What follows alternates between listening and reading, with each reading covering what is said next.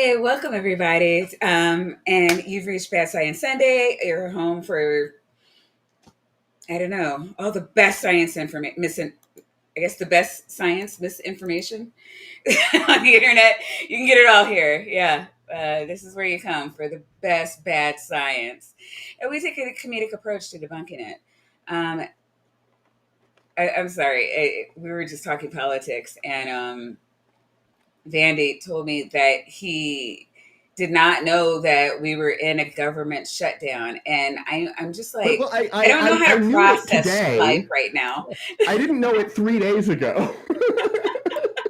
It was. I found out on like day 20 or 21 or something. I found out far enough in that when googling it, it had been long enough that it was even the people writing the news articles were a little bit unclear.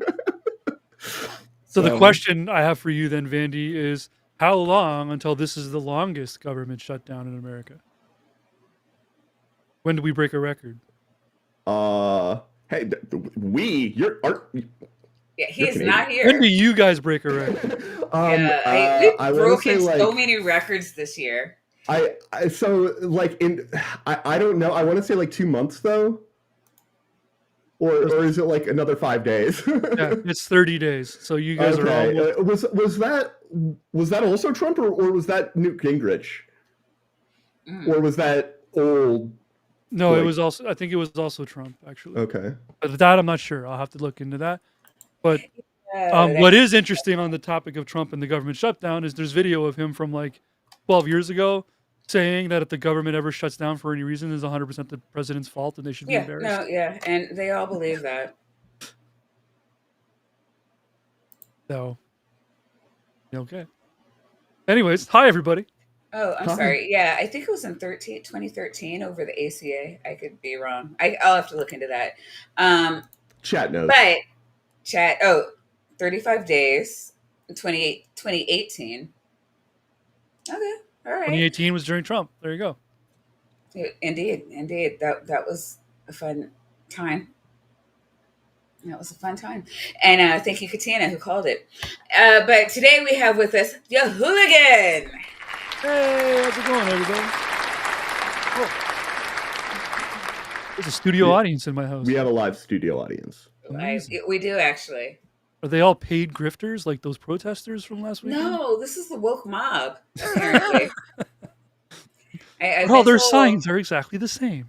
I've been told from a very infamous grifter that I lead a woke atheist mob, You lead it? because apparently, She's the goddess.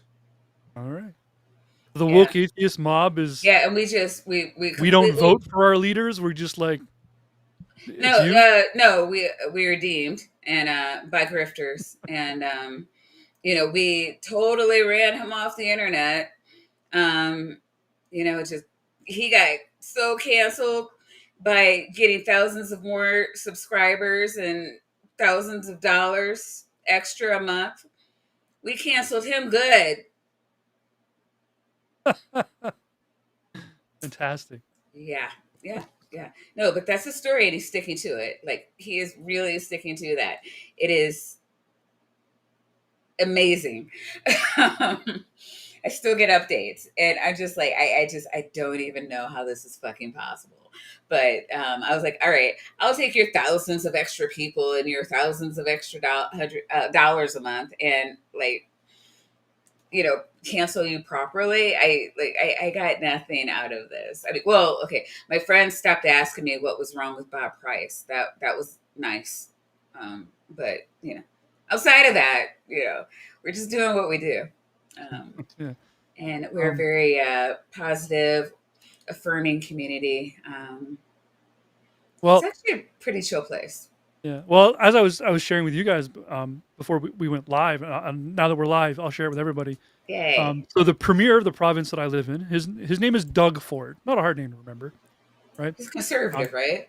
yeah. So I live in the province of Ontario, but Doug Ford is the longest running MP in Canadian history, and he's right wing conservative, but yet he keeps winning elections in a otherwise liberal province. Um, One of the reasons why I could probably say is it's been said in my province that the way you win elections is just promising new highways. So which is pretty much what Doug Ford just does, is he promises new highways and then he Do you wins. ever get new highways?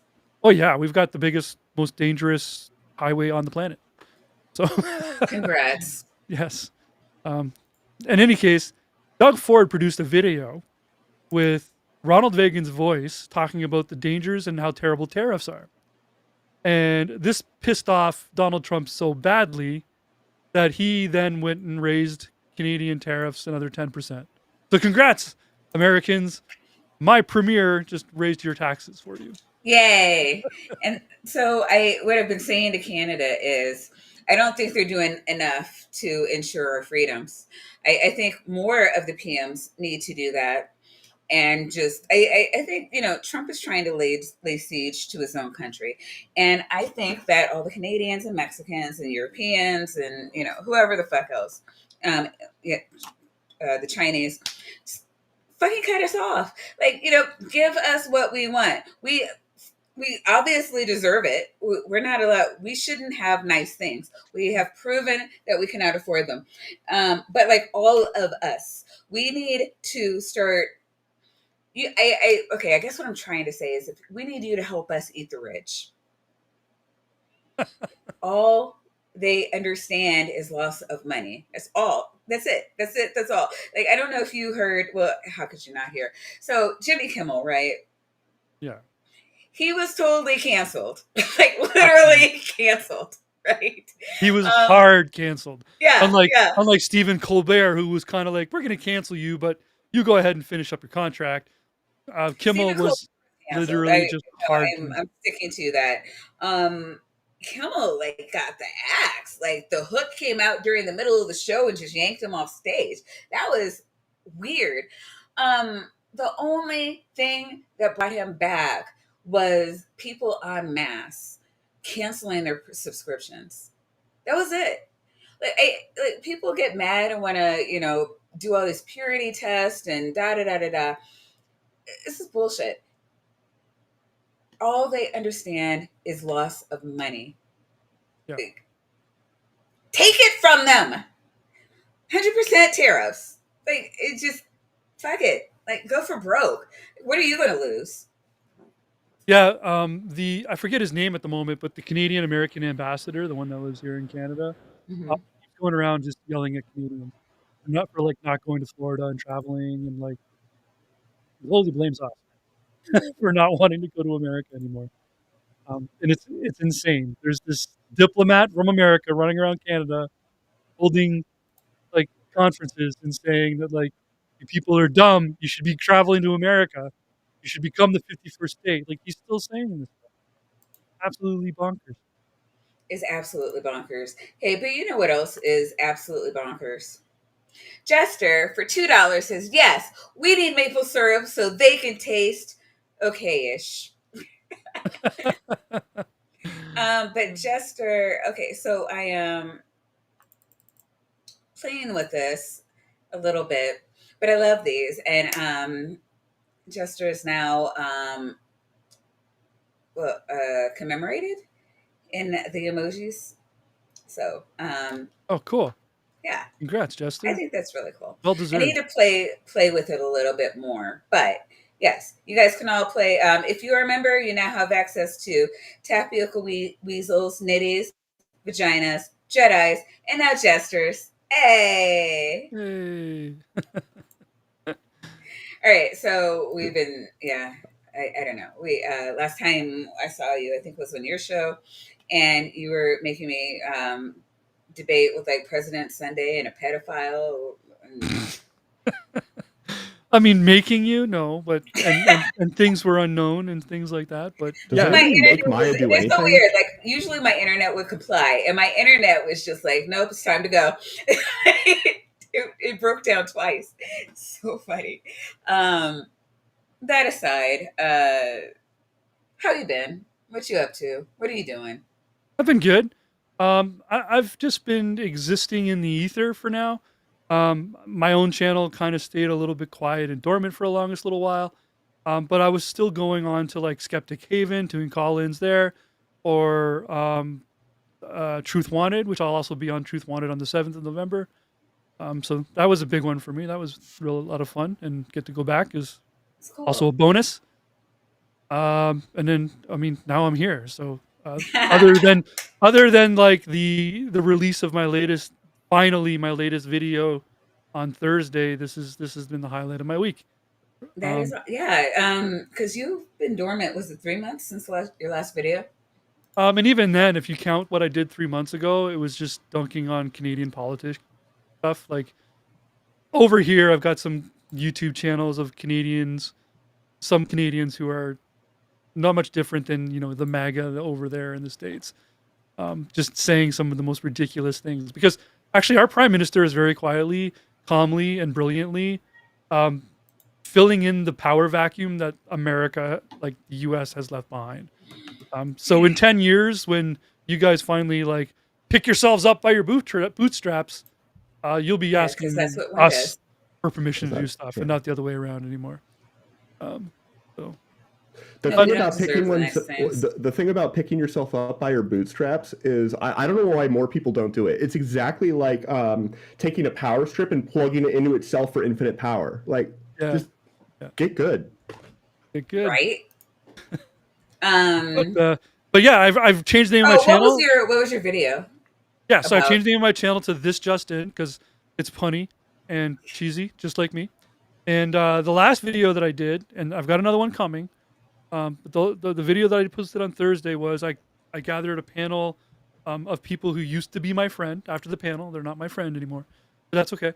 Um, and so I had Godless Engineer, I had Mark Reed, I had Trevor from Believe It or Not on there, and someone that most of you may not be familiar with, but you should probably go check her out. She's pretty cool. Heidi from a channel called Hail Heidi. She does more like comedy reactions and stuff, but she's a former Mormon who's she's not a Mormon any longer, and she's been just discovering things like the George Carlin talking about religion. So if you've anyone, I feel like you guys all know about George Carlin and his take on religion and stuff, which is Yes. Well, hilarious. So, I do, but I do. there might be people in the audience that yeah. don't. Anyways, he does a bit about religion and stuff, which is great, and she reacted to uh, content like that. So I invited her out. She agreed, and it was awesome. And I read a right wing propaganda like kids book. It was this book right here, Paws Off My Cannons, where basically the moral of the story is that signs won't keep you safe from guns. Only guns can keep you safe from guns. And that's literally the moral of the story of this kid's book. So laws can't protect you from. I wait. I'll just have to Yeah, watch the you got video. it. No, you got it. Yeah, but No. you got it. The laws, basically, the people in the story tear down their bridge to create signs to say that no guns are allowed, and then they're surprised when hyenas show up with cannons or AI wolves, depending on how you want to look at it. But Oh, I'm sorry. Would you like to show an AI wolf? Because I don't know that we'll see it in the here. Just so some people can tick off that box in the bingo. I don't know if we well, have that box. here's Right. the climax of the story that I think is probably the most disturbing. We have the townspeople here on this side, okay, defending themselves with their coconut cannons, and shooting at a crowd of unarmed AI wolves. And Yep. and I'm sorry if it's not focusing perfectly there, It's but terrible. It doesn't want the it. thing that you need to understand is that the hyenas were only trying to Wolf. steal their food, because they were hungry. So Well, you know Like even why? in the book. Oh my god. yeah, they were All just right. yeah. So it's Yeah, you know crazy. You why? got to It's check out my because video. the wolves there, they're not white, they're brown. So when they go and try and find food in a tough situation, they're looting. When white people do it, they're finding things. Yeah. So, as one There was a does. lot of great commentary about it. To be completely frank, we could eat this entire Sunday, Bad Science Sunday, up with the topics in that book, but it's been done, and it's on my channel on This Just In, which I think you can find in the description. So I've been told. So go to the description, go over to This Just In, like and subscribe, come back here, stay here until we're done with you. We'll let you know when we're finished, and then you can go watch that. Yup. All right. So sorry, I was going back and forth helping Kip Davis figure out how to do like the bingo modding so that he can just very corruptly make himself win. I'm sure that's going to be the effect of that. So I think while I was sort of like going back and forth, I heard you do the who are you and where are you and everything like that, right? And if you did you, Yeah, I did was it. there any more of that to finish? Okay, yeah. Oh, we're good. We're good. I'm The very video bad is at being shared. multitasking. Yeah, we're Yeah. ready to rock. All right. So the video today is she saw the owner, all caps, of Earth while astral traveling, hyphen, he's shockingly arrogant, single exclamation point. I don't know why I emphasize the punctuation, but it's fun. This title alone could kill an hour. Right? Although I gotta say, you know, the owner of Earth not being like this divine, peaceful entity that makes you feel at one with like oneness and the universe.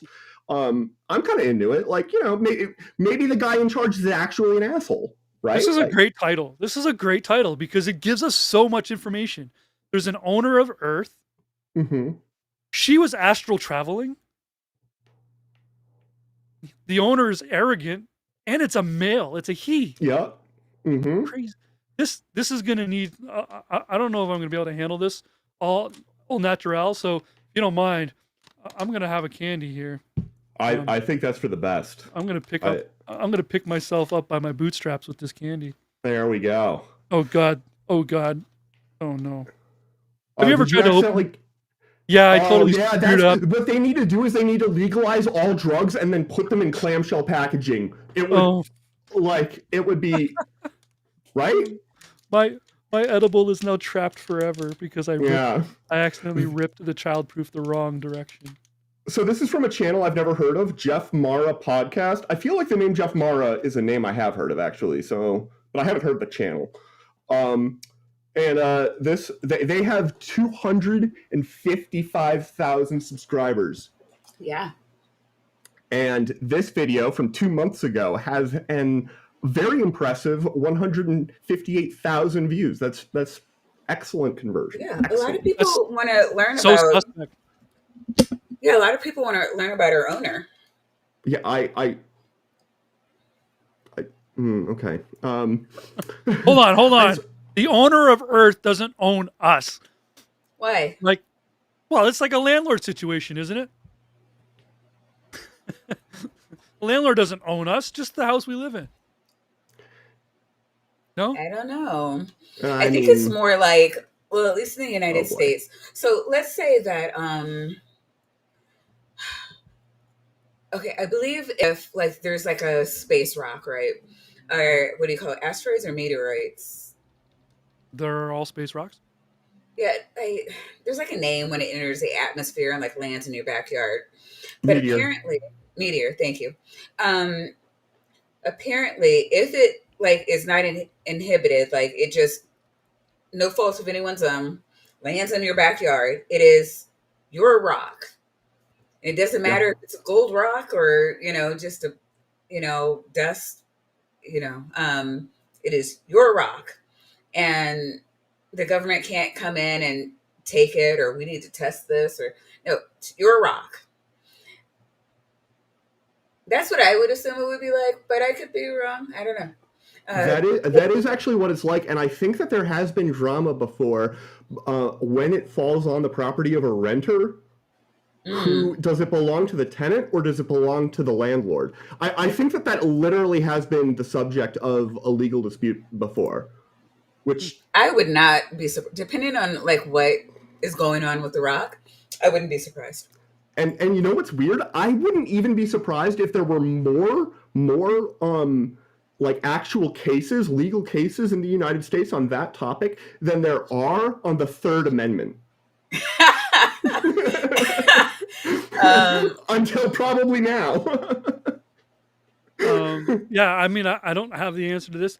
The only like piece of information or trivia that I know about that vaguely lands on this is the answer to how far down can you dig before it's not your land anymore. And the answer to that question is when you hit mineral. Yeah. Yeah, I'm So pretty if you dig in your sure. yard and you find gold or diamonds, it's not Uh, yours. honestly, I don't even think you really own the land. Like, I mean, there's so many things that the government can do to like. They can like route plumbing or electric like cables and stuff through it. Yeah. Yeah, I mean, if for any reason they needed it all, it's like, well, here's some cash. Go find other land. I don't know that land is really yours anymore, and you don't have a lot of say. Yeah, when you go too far down, you don't have a lot of say about what they're going to do underneath your house. And like, I mean, you get to mow your own grass. Like, I just, This lady I is astral projecting into my head right now. This yeah. her staring at me is creepy. In Those the chat, glasses don't even look cuneiform guy is asking. We have 3 amendments. I, I'm. no, we only Yeah, have the we second do. one. We only have the second one. How many amendments are It's there? There are 27. Oh wow, more than I 28. thought. so wait. I think there's 27. I thought it was 22. I could be wrong. No, it's definitely at least 27 because 27 is the one that lays out it more. Or maybe it's 25th, Yeah, but you're right. 20. It's 27. Yeah. Yeah. And I think the 27th, I think it was the 27th, maybe it was the 25th or 26th, but it got passed because a guy got a C on a paper in college about an amendment that had been in the works and was almost ratified, but wasn't quite there. And so he wrote a paper on it, got a C, and was like, so he called up a few state legislators and was like, hey, guys, you have this amendment that you guys tabled but never ratified saying that Congress can't give itself a pay raise. That's obviously going to be popular. So over the course of like the next decade, this guy got that amendment passed in like 5 or 6 more state legislatures out of spite because he got a C on a paper. That's pretty epic. Crazy. No, yeah, they didn't know. So the 27th Amendment was ratified in 1992, which was interesting because it was around the time I would have been taking my Constitution test. No, I would have taken mine in 1990. So I would not have tested on this one. But I do remember it and the teacher talking about it in social studies. Yeah, well, they don't. And yeah, so all of that did not come up. They don't test you on all. Like 27 is quite a few. I mean, it's. We did. I remember having to do that. Do you guys know how many articles are in the Constitution? No, like I have a day job. You have any idea saying, how much? I feel like I am redeeming myself for not knowing that the government was shut down for 3 weeks. I just a little bit. I enjoy talking about the 18th Amendment. I think it's a fun. We haven't even started the video. We're half an hour in. That's fair. All right, let's do this. We're gonna jump into the void. Well, for the people that are meeting you for the first time, how did you get the ability to navigate the unseen realms? You didn't. That started a long time ago. I literally taught myself how to astral project when I was around 17 years old, and I actively explored. Impressive. I feel like I realized I couldn't cut it as a fiction writer when I was 17. So, I mean, I don't. Okay. I went and got my hair. Let me just go ahead. Okay. All right. I was just going to say that I got my hair cut today, and the barber lady was, doing that thing where she fills in this empty time with conversation. She's like, "So what are you up to tonight?" And I was like, "Well, I'm going on Bad Science Sunday, and I'm going to do a live stream, and we're gonna. I only know the title of the video that we're going to react to, but we're going to be like, debunking and laughing at people who think they can astral project." She goes, "Oh yeah, that's cool. Monks can do that, Monks can do that. I'm so glad I was already paying my bill when she did that. Okay, there's a couple of different things here. So when we're going to the New Age community, there's obviously meditation, which has been scientifically proven to do something. And then we get into astral projection and remote viewing, which some of us are not wholly convinced is not just meditation. And with a heaping handful of imagination. Yep. But according to Google, astral projection is the belief in the ability of a spirit or consciousness to separate from the physical body. So you're literally out of your mind. And travel through the astral plane. So you're projecting through the astral plane, astral projection. Remote viewing is the purported ability to perceive information about a distant or unseen target using psychic means. They're going to conflate this here, but I wanted to make sure that we're doing the same thing. That we're talking about the same things. We're sharing a Astral definition. projection is when you are projecting your consciousness, like you're not in your body, you're physically somewhere You're else. actually like there. You can. I feel like the distinction might be that you can affect things when you're astral projecting. Nah, Or maybe not. Yeah, but if not you could physical do them, things, but astrally, yes. I look Okay. at it like live streaming without a computer. that's that We're astral actually, projecting, guys. yeah, We just no, need a little more technology to do it. Yeah. Okay. All right. But remote viewing, you stay in your body, and with psychic ability, you're placing yourself there. Like I can see, I'm using my psychic abilities to be in Justin's house and look around, and Is that what the So lady on the romper room was doing with the mirror? Did I just age myself? The what? Oh my god. Oh no, yeah, he definitely doesn't know about Romper Room. The kids show at the end of the show, she would hold the mirror up to the camera and she would be like, I can see Billy and George and Ariel and Jenny, and I can see little Bobby playing on the floor. Like, she would do this at the end of every episode and just spout off random kids' names and hope that your name would get said, so that at the end of the episode you'd be like, she knows my name and she can see me. She's psychic. Psychic. Sorry. I'm sorry. Derailed the entire astro channel. I know. We're learning things. It's a 1 hour and 14 minute video. There's zero chance. We're researching things, which is more than she'll ever do. But she's got claims. What are we Lots of researching? claims. And she was there. Were you? The rocks were there. No. The rocks are not in the astral. The rocks cannot confirm anything she's saying. Wow, So- Maya doesn't even know about asteroids. Okay. We'll listen to The her astral talk, realms and you are- can tell me where we can find a rock that can corroborate her story. Okay. Fair. on Earth plane. That includes the afterlife dimension and the areas that we call heaven and hell, and all of that. In my early years, I didn't know what it was. I was just exploring and curious about different experiences that. Okay, so I just had to. She used the term "the dimension," like a dimension is a place. This is a bugbear of mine. We covered it a lot on last week's show. And So we've been covering this for a couple of weeks, I think. yeah, Well, at least the concept of a field, and then people like to play fast and loose with that definition. A field is a startlingly simple and broad concept. A field is just a thing that has a value at every point in space. That is, And that it is is what a field insane how broad people can get with that. Well, it's a pretty broad definition. Yeah. So you're saying they're all right? They're all correct then. So we can man. put a field to our pineal gland. And Oh God.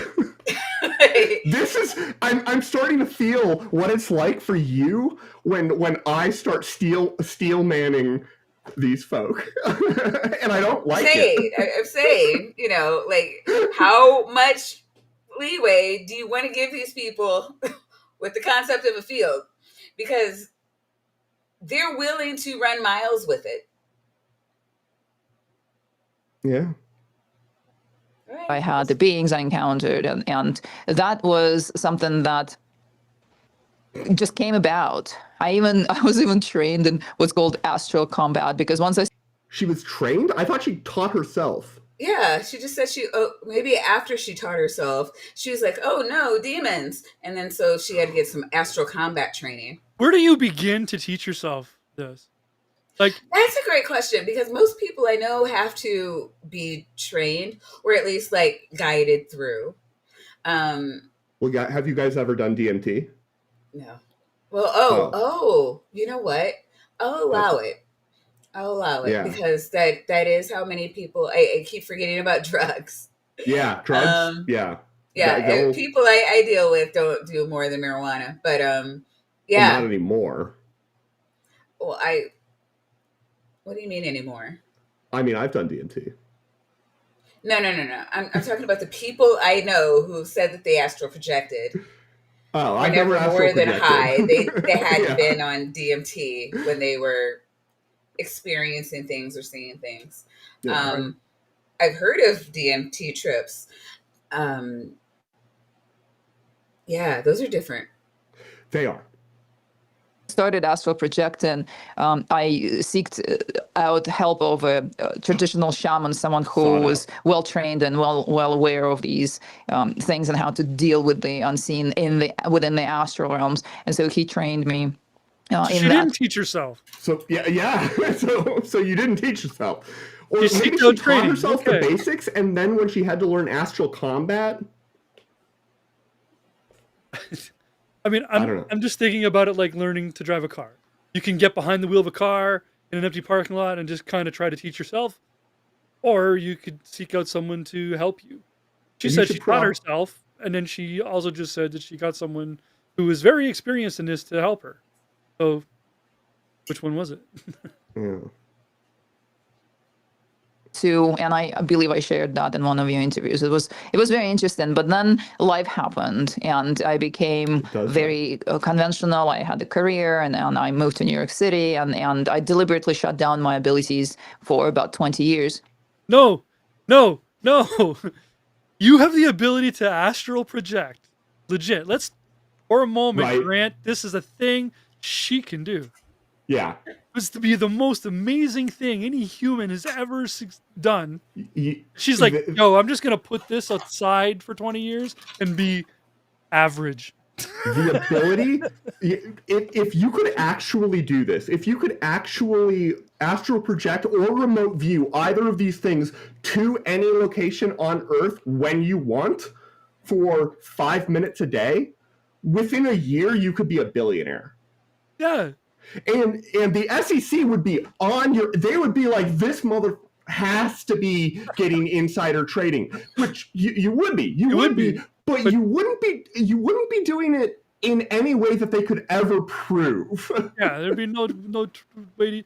Even if you told them you got the information from astral projection, they'd be like, yeah, just shut up. Tell us how you actually did it. Exactly. Yeah, no saint, like, nobody goes through I taught myself how to be a trapeze artist. And then I seeked out somebody to teach me how to be a trapeze artist. And then I got so good at it, I stopped for 20 years to have a family and a career. It's like, no, trapeze is the career. What? I won American Idol, and I went back to school and got a family. And to be fair, that does happen. Yeah, but not okay. You don't get like a astral projection. I mean, okay, I could be this famous singer and doing X, Y, and Z, and maybe I'll give that up to be like an actor, but like I guess no. I mean, I guess I could think of a lot of actresses that stopped to be. There's been some actresses who have stopped acting, go to school, or raise families and stuff, and I don't think there's anything wrong with that. No. The level I mean, they didn't amazing... come back and say, "Believe me," because I'm a lying grifter. I'm sorry. Yeah, this is something that is on the level of spectacular. Like Cirque du Soleil is the only people on the planet who can do that, right? And those people aren't like, I'm just going to quit Cirque for 20 years. I'll see you guys then. Like that's just not a thing. In any case, I just find it hard to believe that she can do this amazing thing, and she's like, so I stopped doing it. Yeah, like you didn't even do it for fun on a Saturday afternoon when you had the house yourself. Well, it's not just to me. It's not just that she can do this. she had children, right? There's never a moment where you needed to astral project to where your kid was to check in on them. Like, it just never occurred to you. You never wanted to do that. You were just like, oh no, I guess. If she pulls up a thing and she's like, "This is my astral projection brick that I use to contact people," this would be hilarious. Yeah. And then in 2010, I encountered the ancient yogic technique that allowed me to go out of body in an entirely different way, and I call it quantum travel. And that sends you into Wait, you've never told us about quantum travel. We talked about quantum everything. Yeah, we have talked about quantum everything. And you know what isn't part of quantum everything? Quantum travel? Quantum nothing? Not in the way she's talking about it. And honestly, quantum travel is not a term that I've ever really heard used. The closest thing that you would get would be quantum tunneling, which is not even what she's talking about. No. You don't understand. Quantum traveling is the term we're going to insist scientifically proves my ability to astral project. Okay. I hate you. What? I'm not My wrong. guess is she saw the documentary Ant-Man a couple times too many. Yeah. I never watched it. I'd get too angry probably. realms outside of the astral structure and outside of the dimensions that are linked to the matrix structure here. And I have been doing that since, and I have explored here and there, I have explored dimensions within the matrix structure too. This is the word salad. Yeah, I don't know what the matrix. Explored dimensions in the matrix. Wait, what did she say? She linked to the matrix structure here. And I have been doing that since, and I have explored here and there, I have explored dimensions within the matrix structure too, just because sometimes there are things to do. Oh, there is definitely a matrix structure, and it has different dimensions. It has things to do. I wonder what kind of dressing it has. There, and sometimes it's just curious. You know, I was curious to see what goes on in which realm, and so these are. I would be too, if any of this was real, and I had the ability to do any of it. This is so chill, low key for her. Like, it's the most amazing thing that a human being has probably ever accomplished, and she's just like, yeah, I was just cruising the astral plane, and I came across, just wanted to check it out. She makes it sound like what me and my buddies used to do in the 90s in our cars. We would just like load them up with bodies and drive around the city aimlessly for hours on end and then complain about how we had no gas. I'm confused. Did you like dispose of bodies for the mob, or were these your friends that you're describing as bodies? Hit play. Okay. Abilities that I believe anyone can develop if they decide that they want to do that. And so there came a point where I pulled some of these experiences into a book, and I shared the information and the discoveries that happened through exploration of these realms. Is astral travel? There's a She wrote a book. She has 5. I mean, that's impressive. You know what? More than somebody else that's been on the show. We have a couple of doctors just floating around here that have written no books. None. Yeah, no books. I feel like this is a conversation you two are trying to have. I'm just saying that Kip Davis has not written any books. That's all I'm saying. Kip Davis has written no books. Kip Davis has written no books. None of them. None of them. I bought something that purported to be a Kip Davis book, and then I opened it up, and you know what it says? It came like this. That's definitely not my handwriting. I'm sorry. None books. Of body the same. There we go. Yes. We are proud people. We are proud people. Same thing for you. No. And I now in my teachings, because now I teach people how to quantum travel, how to have an out of body experience out of the structure, out of the matrix structure, out of the 12 dimensions of the matrix. Oh, yeah. And you can have it for the low price of one of the books, at least. $69.99 probably. Yeah. It's like like I teach people. So you should buy all 5 books. I'll write her a And- check and I'll leave it on the astral plane for her to pick it up. But then you have to take her classes. Yep. God. Does she teach them in And the astral plane? Uh, Kind of there- like today class, we're going on a field trip to this part of the astral plane. I hope you've got your permission slips from your loved ones. Let them know you're leaving this matrix structure. That, I posit, assures that they're able to jump out of the reincarnation system as well, because the whole afterlife is set up. The afterlife, pre-birth, these dimensions are a part of the astral structure. That's cool. All right, Cool so there's story, a pre-birth. bro. Yeah. There's Alright. a pre-birth astral plane. Yeah. What does that look like? Probably a whole lot of like amniotic fluid and darkness. Are we in the pre-birth astrals? Oh, Would that be interesting. us? I'm breathing air, okay? And you don't do that Oh. until afterbirth. Ah, Okay. okay. So You've got a point there. And for Um, $2, Daedalus Media, a friend of the show, says, "Glory to the weasels and the titty mobsters." These are facts. Absolutely. facts. But there is a difference between astral projection and quantum travel. There isn't. They're both fake. Do you have a book about it, Vandy? Have you written any books about it? I wrote a PhD thesis about quantum stuff because I'm a quantum physicist, Quantum. literally. You're Quantum the saying- bingo square. Is So quantum you're the bingo saying square? that astral projecting and quantum travel Yes. are real things, but they're not the same thing? No, that's not what I'm saying. I'm saying that they're both fake. I literally just said that. Are you not listening? Why are you like this? We have a why are you like this emoji. Yeah. Quantum travel can refer to 2 different concepts. boy. One, quantum teleportation. Andy, Okay, so that is a term that is used occasionally in the literature. quantum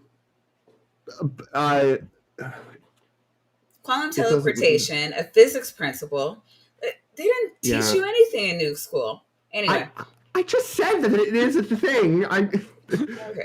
There's a reason I don't bring it up. It's one of those terms that is just immediately like if I started talking about how quantum teleportation was real, what would happen to your comment section, Maya? You just finished telling us that it wasn't the same thing. Astral No, projecting she and quantum said travel she said are quantum not- travel. I haven't heard the term quantum travel used, which is why that the AI description that Maya's reading out is saying it's either quantum teleportation, and I bet the other one would be quantum tunneling. Am I right? Oh, that's a good question. And it goes on and on about quantum teleportation. That's the AI, is Vandy. Travel, tunneling. Was that right? Yeah. There we go. It's almost like I'm an actual physicist, an atomic physicist. Before anybody in the No. chat, you know who you are. Get the right idea. Magnetologist. Are you self-taught? No, it took me 8 years of graduate school. Transfers quantum information and a fictional term. Oh, and a fictional term for faster than light interstellar travel. That's funny. Most Yeah. famously used in a video game, Star Citizen. I've never played that, but I have no problem with people using fictional, like fictional terms. No, that's quantum teleportation, not travel. Quantum travel is a real scientific process, while quantum travel, sci-fi. So Google agrees with you. Thank you, Google. Astral projecting is very slow. You lay down and you calm your system to the point that you slow your breath, you slow your heart to the point that you're able to slowly lift your non-physical form out of your body. And then chances As one does. are, you will be able to stand up, look around, or just stand there in your non-physical form, see your room, see your body, see through the wall into a different room, and just explore the realms that are within the matrix structure. Chances are you'll be able to do that. Yeah, like probably. Is there a D&D realm I can go visit? Would you want Probably. to? Yes. I want to know if D20 is part of the realm or if it's like outside of the realm. Ooh, yeah, that's fair. It's I like, mean, yes. so long as like, Yes. if I'm ever with you on one of these explorations, though, we're not going to anything remotely related to the Warhammer universe. Okay? Oh, no, absolutely not. Not like absolutely not. No. Because for all our luck, we would find the one town that didn't get painted yet, and that would just be boring. That would be the best scenario possible, dude.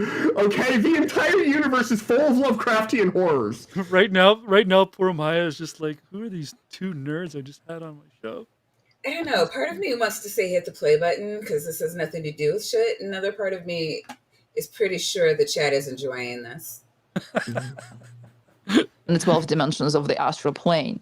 Okay, at this point, we've there's a lot of 12 dimensions going on. We learned last week, 12 dimensions, not the thing. It's either 10 or 11. That's how string theory works. Get good. Last week we learned about 11. She's introducing 12. So I understand, was it M theory or M theory that introduced 11? I think so. I'm actually not as confident as that as I should be, given my role as the resident physicist. But yes. Okay, we'll just say string theory.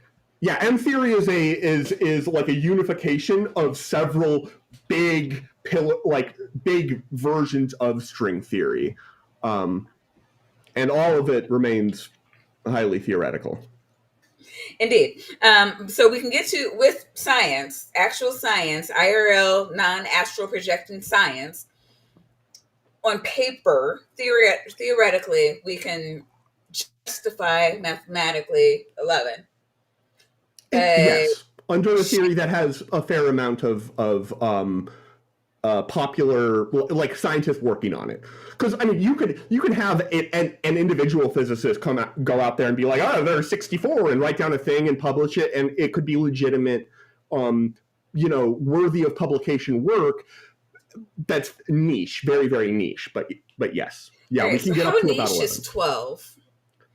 I'm not aware of any 12 anything. How about 12 astral projection planes specifically? Go play in traffic. Well, it is not my claim. That was uncalled for. I'm saying. I don't think it was. She's saying that she's that she knows, she teaches a class on how we can visit 1, 2 astral projection planes. Okay, I gotta say, we have somebody in the chat who actually does teach classes about astronomical science and astrophysics and stuff like that. Because Professor Parks is here now. Professor Parks is here now. Astrophysicist. Hi, Professor Parks. Howdy. Hey, Nitty. Professor Parks runs a star place. Oh, god damn it. Planetarium, yes. And the Queer Eye guys were there a couple of months back. That was cool. Cool. I'm curious. If you're traveling, you're doing astral projection. Right? We can astral project to the Super Chat. No. Professor Parks, look through a telescope.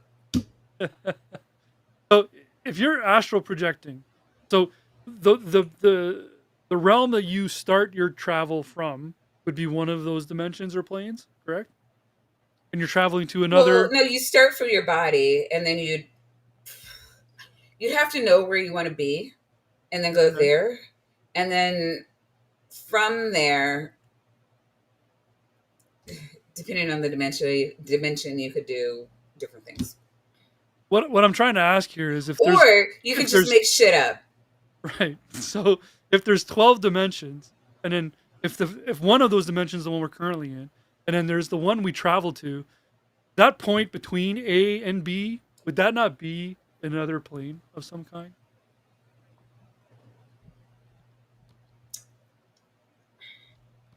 know. So think about like, have you watched any sci-fi show really? I'm thinking of last Dabbled. time I looked at watched Guardians of the Galaxy is coming to mind just because it's the last thing I saw where they were running from, oh my god, those gold people. Okay. And I said, okay. yeah, Yeah. and so to get away from them, they went to a different dimension, and then they were dimension hopping and found them eventually. Very serendipitously, so that it would add to the climax of the movie. Because that's never done.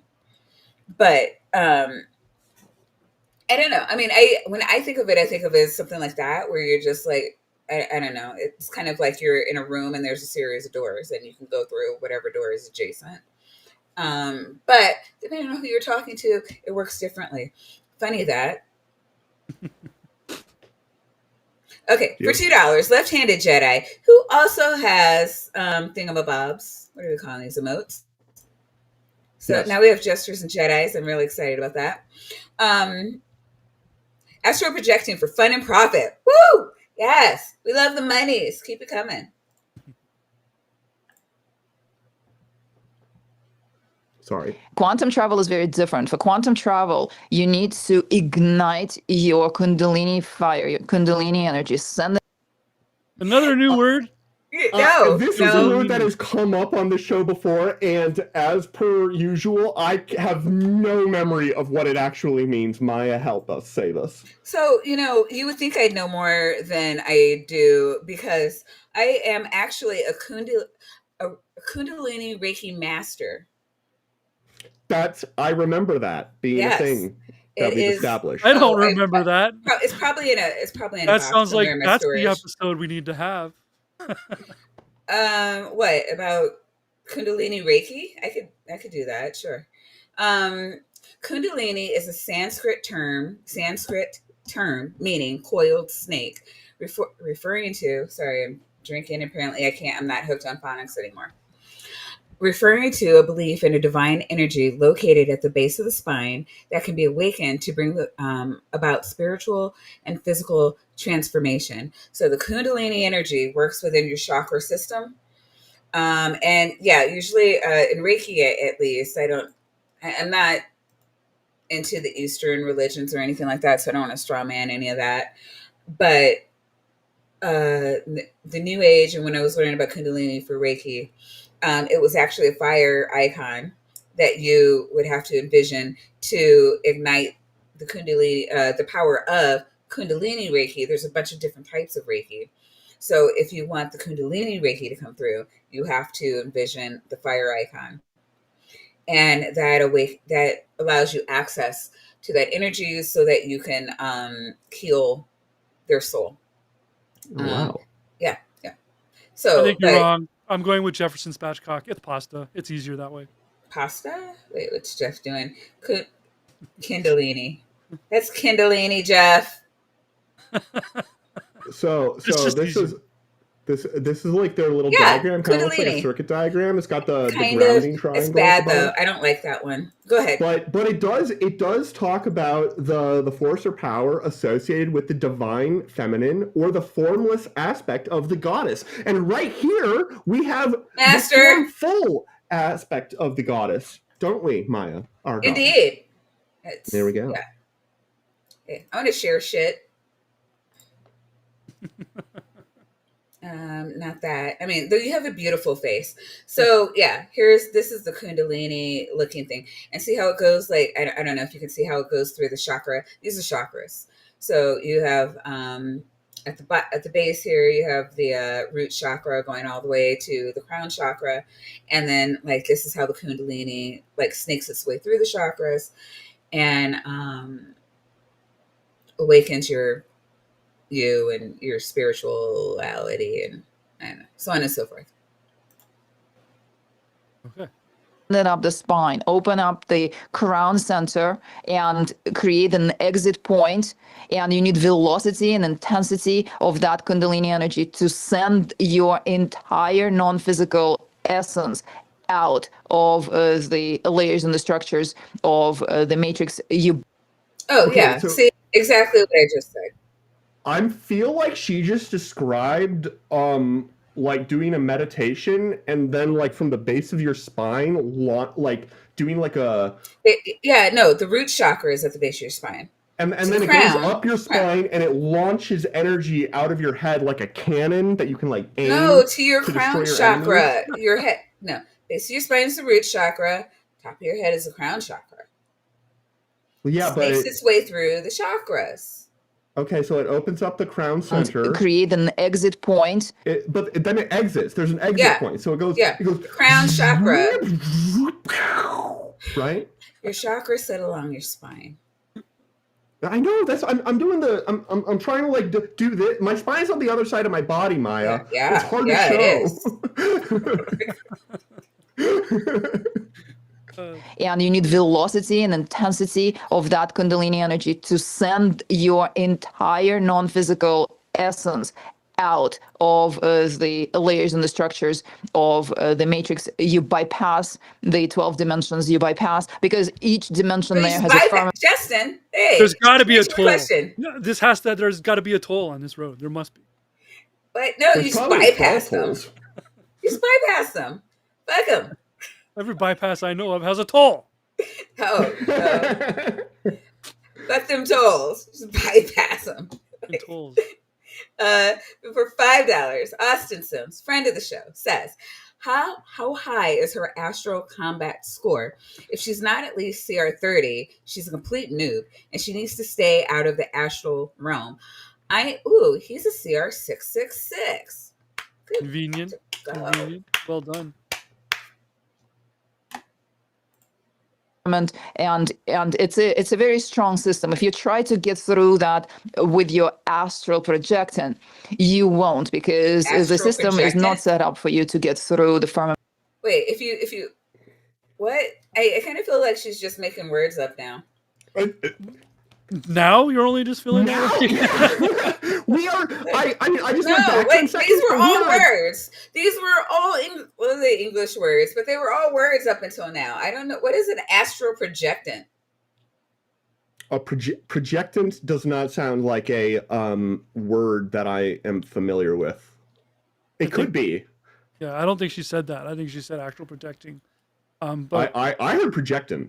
No, yeah. The 12 dimensions you bypass, because each dimension there has a firmament, and it's a very Oh, I didn't go back far enough. your entire non-physical essence out of the layers and the structures of the matrix. You bypass the maybe I 12 did. dimensions. You bypass because each dimension there has a firmament, and it's a very strong system. If you try to get through that with your if they each have a firmament. So, Dr. Kip, I know you'll correct me if I'm wrong about the Bible and the internet. She's isn't a firmament a hammered out dome? Like it's like metal, right? And so she's, and again, correct me if I'm wrong, but wouldn't it make more sense if like the barrier was a membrane rather than a metal dome? I don't know. This is new to me. This is new news. I don't know anybody in the New Age community who's saying that there are like firmaments between. I don't know. I guess it would depend on her definition of firmament, because apparently she's not playing with any I know. she should just self-teach herself to get through it. Yeah. She should self-teach herself while being trained in astral combat. Apparently, this is my problem though. Like she's teaching herself like terms. Like, so like I don't know how you keep up with people who aren't playing with the same set of definitions. You don't. Yeah.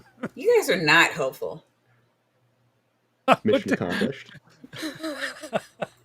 There was that moment you walked away. We set this all up in advance. Oh, yeah. astral projecting. I might have to walk away again to get more booze, because I'm like saying things that you guys like aren't responding to. Maya, I almost never respond to what you want me to respond to. Right. Let's kick this guy. Where are you at? There we go. No, I'm doing it because you're annoying. God damn. Are you drunk? Well, like, go get drunk, and me and Justin will carry the show. There you go. We'll just talk about stuff around you. Hey. Oh, yeah, no, I can do that. Hey, what do I have over here? Hey, guys, want to listen to some music? It better be These astral two projecting. just off in their own world, It's not jacking each music. other off. Way better than I knew what I was signing up for when the chat said bring on Leo. Yeah, so Leo, you and I should start an OnlyFans, is what I'm saying. Only physics. That works. Observer exists. I think we'd actually probably make, like, just teaching physics naked and erect in front of a camera. Not touching each other, just full buck ass naked. Fully stiff. Bucket naked. Going over incline. In the nude. Someone help me. Dude, like, actually though, that could be hilarious. I actually think we'd probably make some money. Okay. Mine's literally going to like help me. I don't know how I got here. Like the old Greeks. Like, is there a door or a black hole? For fuck's sake. MIT doesn't give their lectures in black hole thermodynamics completely naked and fully erect. We do things differently here at Only Physics.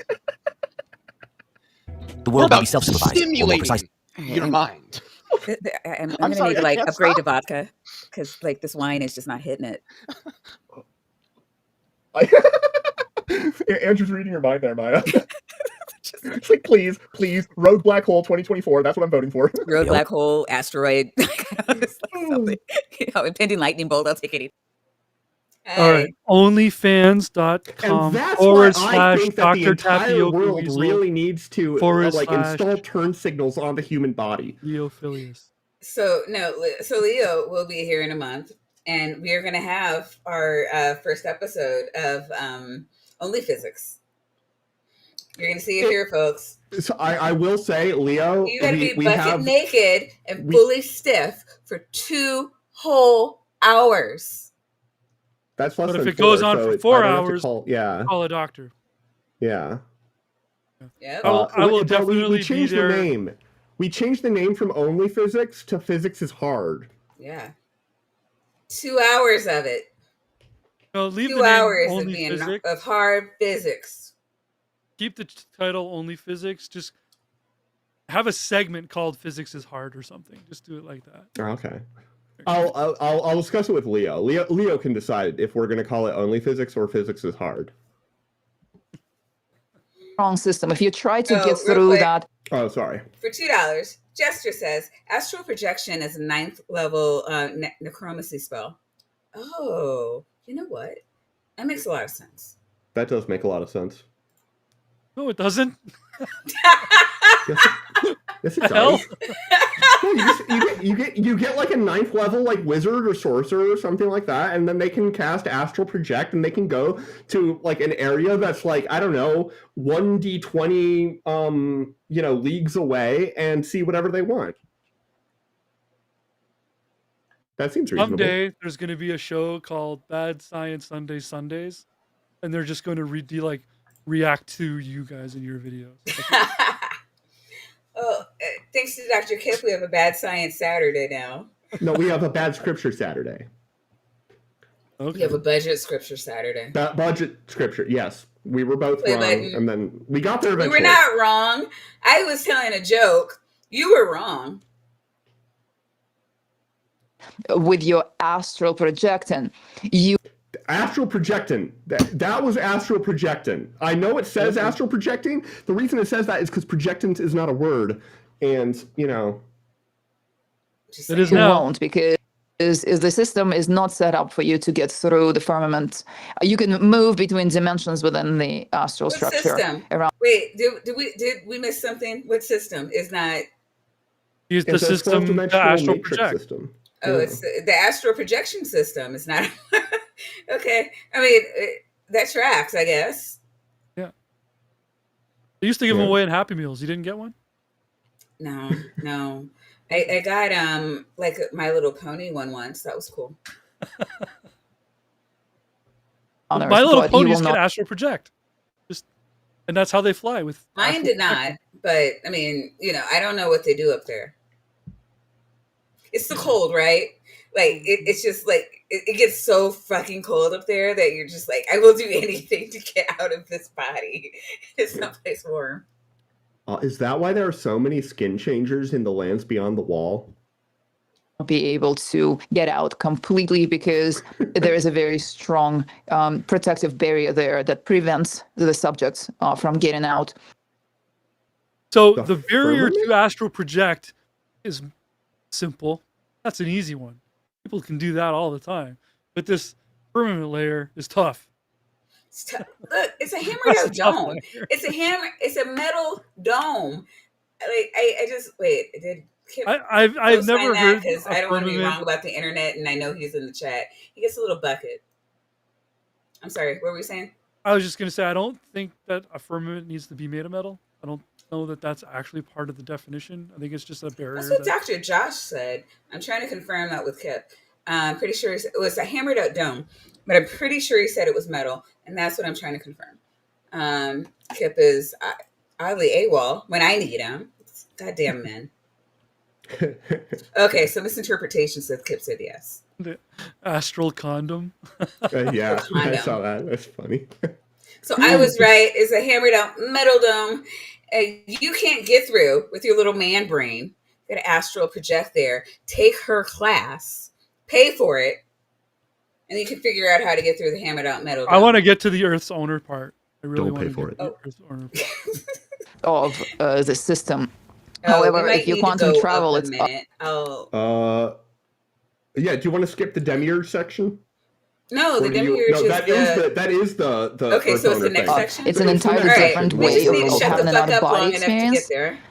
I have had these experiences for years now, and I posit that No, we don't that's care about the that. type of the out-of-body We're almost experience that when you master Well, it yeah, but like we allows only you have so to much. We direct have your an soul, hour direct of your this, so non-physical we form should out move. of the layers where I- we get recycled and entrapped. Thank you for clearing that up because Thank you for clearing that up. Yeah. I knew there was a reason I wanted to hit the end of that section because I'm pretty sure there's a bingo square for thank you for clearing that up. Is there? Okay. Yes, then. there is. Because I just heard her ramble, and I'm just like, this isn't valuable, but okay. Let's listen to about the Demiurge who owns the Earth. Yep. different guests will give me different definitions, and I wanted to see what yours was. No shit. Thank you. Yeah. All right, so something new has happened to you recently, and you've encountered the Demiurge. First of all, what is that? Let me begin, if you don't mind. I would like to tell the story of what happened first. So Oh that God. I mean, like, Before I would it have answer been your that- question, Would it have been that bad to give a definition? Because he said, what is the Demiurge? Totally reasonable way to transition into this next topic, right? right? I mean, and the actual, I googled it just to make sure I was being accurate.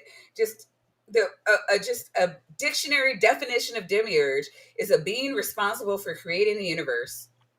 Like it takes no time to say. Yeah. I mean, like it can be a guide. It doesn't have to be a guide. It just, God, whatever. Okay. I could take the listener through my experience. Sure. I did not know there was a Demiurge.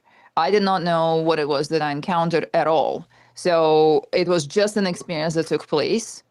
And then I immediately, so let me just tell the story and then the realization. Even He's not she stopping realizes, you. Tell the story. Yeah, exactly. Even she realizes, wait, no, I'm not actually moving this forward at all. That accompanied that. So I can't just jump forward in my script. I have to do it in order. Yeah, no, I have a script. You're knocking me off it. Stop that. Oh, you're not stopping me from. I'll just go then. It's just, goddamn. Yeah. around equinoxes and solstices, I normally do a very deep process where I send my consciousness. You can say that I astral project into the outermost layer, the black void around Earth plane. That's Almost Black Void. This is almost For sounding bingo. sexual. I'm getting a little warm. Is it like a black hoe? It is like a black hole. Hey. Which is not the same as what I call the true void. And there's True Void. We got Black Void and we've got True Void. It is literally a circle of blackness around all of the dimensions, and then the Earth is in the middle. Okay, so a circle is a two-dimensional shape, right? It's like circular. And she talked about firmament earlier, and still now. Is she a flat earther? Like, I don't know. I this mean, so feels you know like flat how Earth. yeah, so you know how Jordan is both a flat earther and a round earther. It does. By the way, she talks about another channel that sounds a lot like the Jordan that we know and hate, as being like brilliant. I'm not sure if it's the same guy though, because it's not spirit science, but it's like astral science or something. And he seems like the type to have multiple. So we'll get there when we get there. I think we got a And bingo. that can be considered like a mainframe. Well, yeah, If we take this, it can be considered like a mainframe. Also, Could it? What's your definition of mainframe? Okay, what was She this? said. Yeah. the theory that the whole system is a projection or simulation. So that black layer is like a mainframe. And I have gone into that space countless times. I'm so because glad when that you Sinister Porpoise isn't here right now. God damn it. you're in that space, you're able to influence your own reality. Much easier corrections, manifestations, if you wish, from that space, versus if you're sitting here doing the affirmations or trying to manifest something for you. I have no idea what any of the content of the last two sentences she said was. I almost want to grab the transcript of this video and grab that little section where she describes it and then ask like a AI to draw me a picture. Oh, that would be fun. If I, you know what? yeah, if we thought to do that, we would have done it. I would have asked Monday. I would have been like, "Yo, Monday, like, I need you to like come up with some pictures," and then I would have leaned into it and been like, "Okay, yeah, but I need more weasel cultists." Yeah. Yourself. I can already see the AI just drawing an actual like mainframe in space on a circle around the Earth. Okay, next time Justin gets the video up front and we're pumping it for stream ideas. I love that you already are thinking about the next time. Yes. Oh, yeah. Didn't offend anybody yet. You are welcome if you want to come back. Just for that, I'm hitting the like button. Right. And you guys hey, everyone should do that. Hitting the like button is what all the cool kids do. On all 12 in all 12 dimensions, not just this one. Yeah. So slow your heart rates down, breathe slow, and then astral project to the other dimensions. And then when you find the like button, click it. Now, if you have to astral project to an odd number of dimensions. Now, if you encounter a firmament, you've gone too far. Come back. Oh, yeah. You can't go through the firmament. Okay? And if you get turned around, no problem. Just log your GPS into the mainframe and come on back. Ask a pilot. They know all about the flat Earth. I have been contributing or around these solstices and equinoxes. I would go into solstices and equinoxes. There we go. It's the second time she brings that up. So, of course, the solstices and equinoxes have to come into play in this somewhere, right? Naturally. That's how the woo works. Indeed. It's positive energy, co-create positive outcomes on Earth. So you have an idea of the global wellness for everyone. Of course, we're not strong. Like I'm, as a single consciousness, am not strong enough to like change the whole story on Earth, right? But you can contribute your positive energy, and you can contribute a positive outcome towards more peaceful outcome, for example, right? And so I've been. Yeah, that sounds good. Do that. I'm just going to gloss over all of the inane nonsense that was in part of that, and like focus on the vibes. Because honestly, the vibes of what she just said, I'm behind. I'm behind the vibes. It sounded to me like she was basically saying that like the things that are happening on Earth, you can manipulate and interact with, but you know, if you're trying to change the narrative of Earth's story by yourself, that's going to be very difficult. But she still tries by contributing some of her positive energy. Like Earth's history is just a pick your own adventure book. That is a very woo statement, and if she said that, I wouldn't be surprised.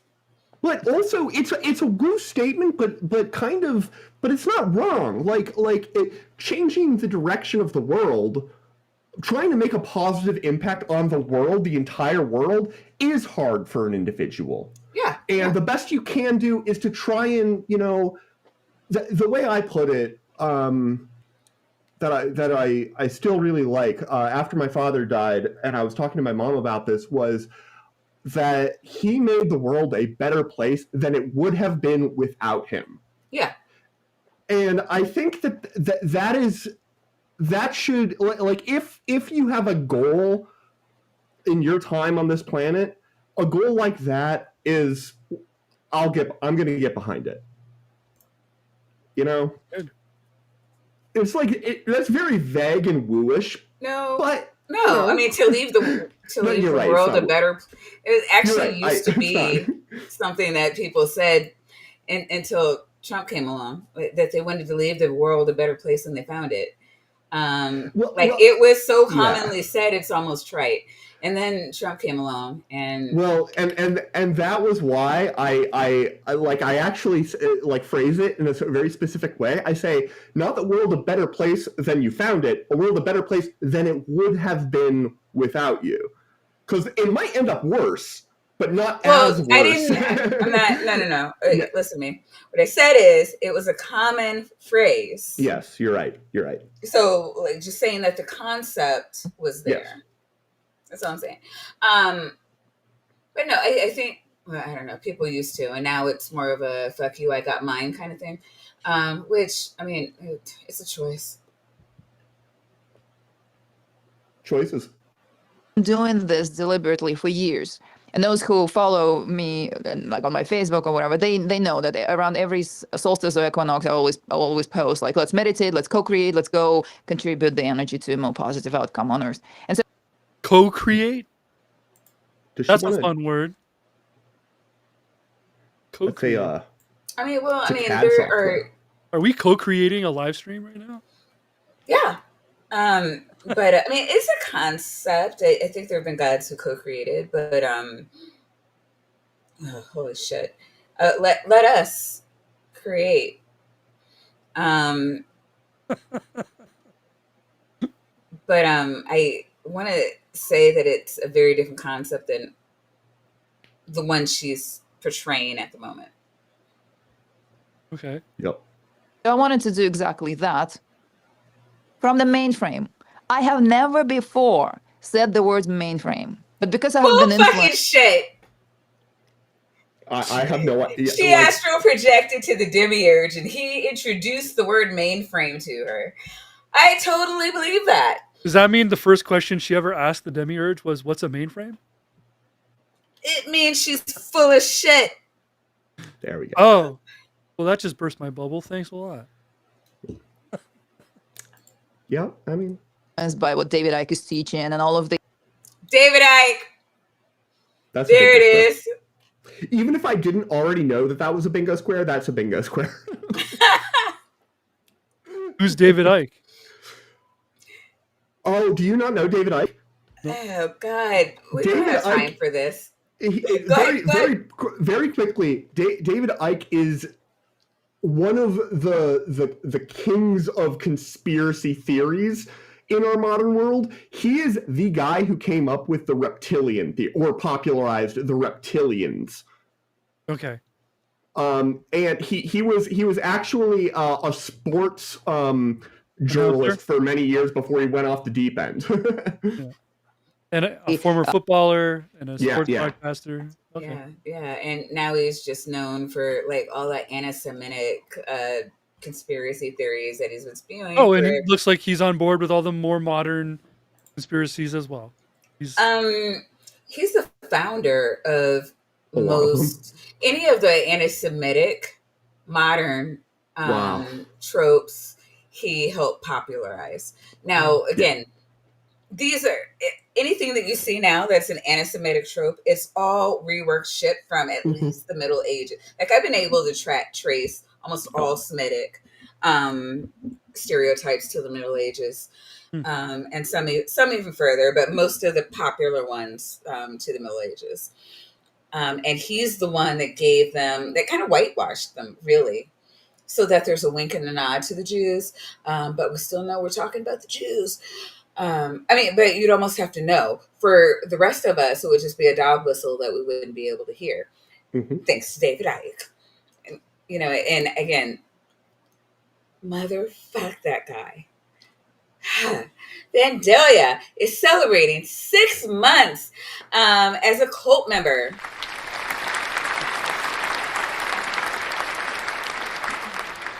You know that sound effect you heard is the actual sound of just me and my Yeah. And I'm sorry. Vandalia says, "Happy month-iversary. Hope you both got my collab invite." It's been since I moved. I've been having really busy weekends. But once I get myself together, I'm gonna respond to all of my DMs. I saw see that. all of you in the chat. I did get it. I haven't opened it or know anything about what it is. So if you want to send me more info, yeah. But I won't be able to look at it now, obviously.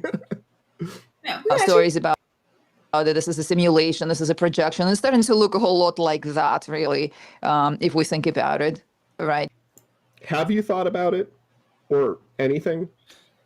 You don't just wake up one morning making this word salad up. Yeah. I mean, I feel like that's exactly what you do. 5 more books than Dr. Kip Davis. She's thoughts. She's made choices. Yeah. Then I heard myself in my mind set the intention and say, let me go into that layer, which is black layer around Earth. Let me go into the mainframe to make corrections from there. Corrections of what? And again, this is an important detail because I have never intended or mentioned the mainframe before. Why is she going on and on about this? I have no idea. He asked her about the goddamn Demiurge. Yeah. This is like the 10th time she said frame. We're halfway through the section entitled "What is the Demiurge?" and he started it very responsibly, saying, "What is the Demiurge?" and here she is off on her exploration of the black void that isn't the true void around Earth and the mainframe, and she never ever said the word mainframe before, which apparently is the most important. This is? This is the first hour of a Spider-Man movie. The first Spider-Man movie, the first hour where Peter Parker doesn't have anything yet, and we're just waiting for him to get bit by the fucking spider so we can move on with the story. It's like, come on, man, you got to get bit by the spider, and then you got to make a choice that ends up with your uncle dying. We all know what's going on. We don't care that he likes to take pictures, or that he likes the redhead, or that his friend is Harry. We don't care. Fight him with the spider, and let's fight Goblin. Yeah. Was in that completely dark space. It's the difference between the true void and the simulated void, or the void around Earth as a part of the astral structure, is that it is not exactly completely black. Hold on. Is Rob Park still in the chat? Rob, does the astral structure include the black void and then the true void and then the mainframe? Because it's probably still awake. Let me bother him if he's not awake. Yeah. Oh no, these are questions that need answers. Right? What are we asking? He's gonna leave in the chat. Let me go back. Dark space. It's the difference between the true void and the simulated void, or the void around Earth as a part of the astral structure. The difference between the true void and the simulated void, or the void around Earth, is part of the astral structure. Yeah. Okay. True void, simulated void, or the void around Earth. Yes, the difference between those is part of the astral structure.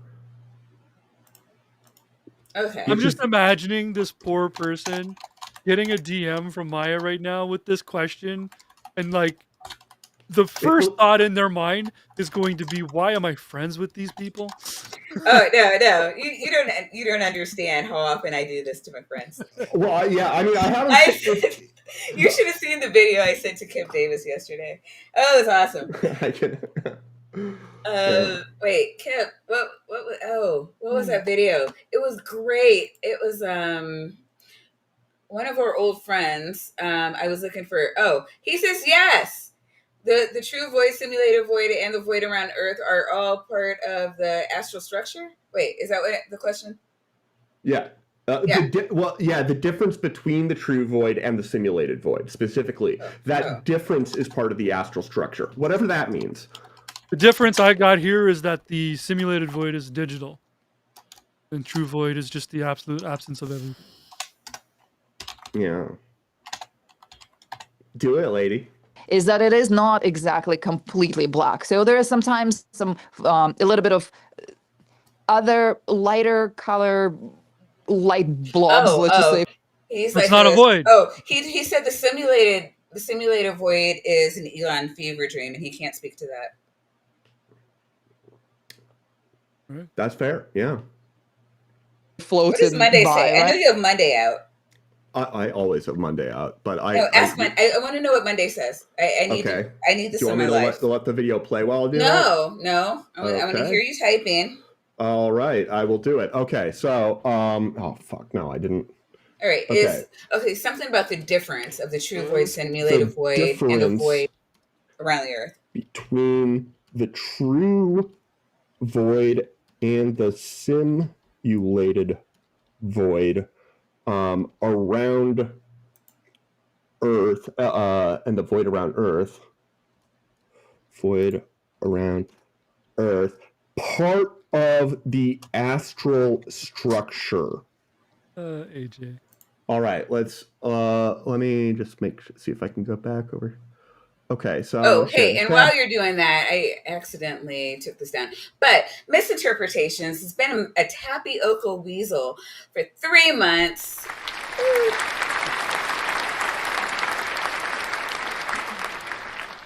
So thank you to all of our new and returning cultists.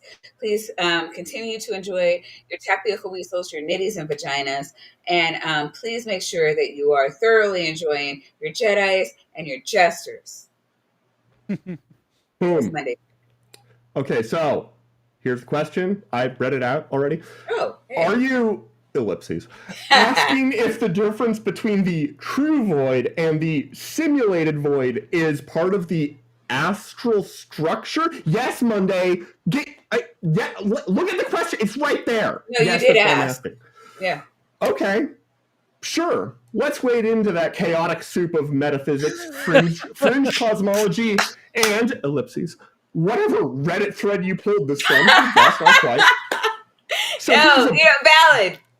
So here's a breakdown for you, Socrates.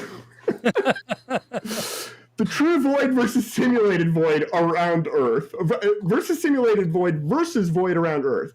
Let's pretend all these things exist as you imagine them. Which, luckily for you, I can do very convincingly. Was I wrong? Yeah, no, you're right. This is usually referenced in esoteric or mystical frameworks as the primordial emptiness, the thing before all things, the no thing that precedes form, light, time, Reddit. There should be an and there, but, we broke Monday. In occult or Gnostic systems, Kip, you're going to have to fact check this. This is like the raw, unmanifest potential, not darkness, but the absence of even the concept of darkness. Yeah, that. If you're visualizing it, stop. You can't. It's pre-thought. It's your Wi-Fi signal before you knew what a router was. Simulated void. Ah, yes, the Matrix fan club's favorite idea. This is the notion that the void, i.e. space, the blackness between stars, or your soul at 3 a.m., is artificially generated, possibly as part of a simulation, woo, or false reality. See, Monday understands that we're talking about woo. It may look empty, but has code, intention, or design behind it. Like IKEA furniture, but for reality. I like that.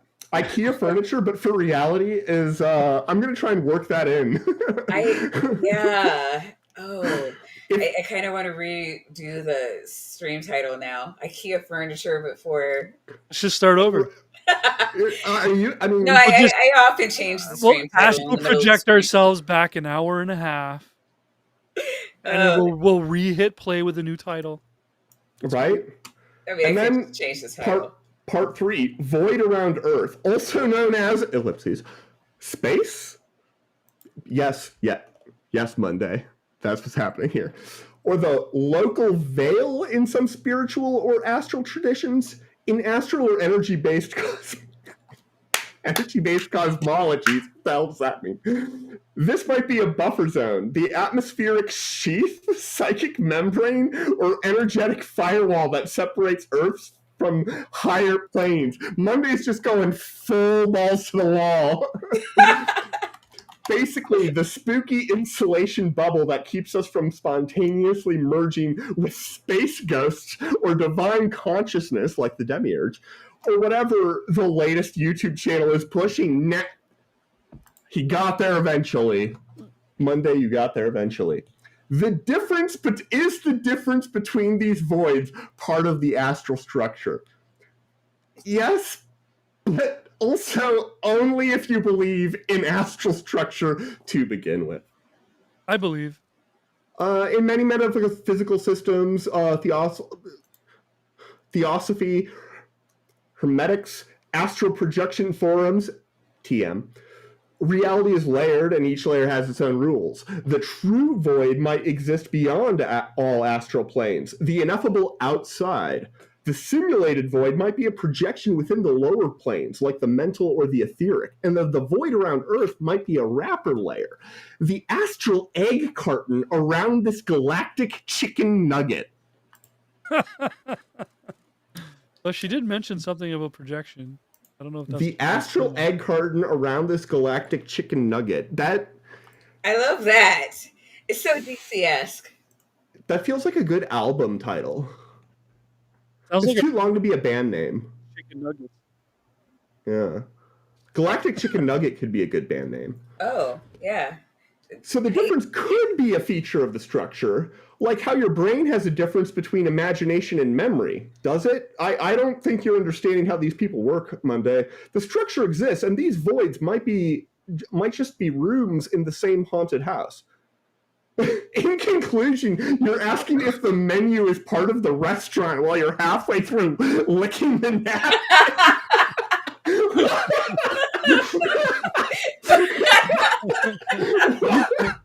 The answer is technically yes, but maybe reevaluate your approach to cosmic dining.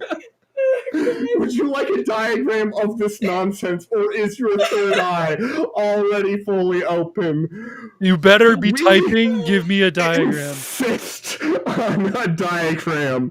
Both of the literal and the figurative. I want to see the restaurant with the menu and someone licking a napkin. Oh my god, that was the best idea I've had all day.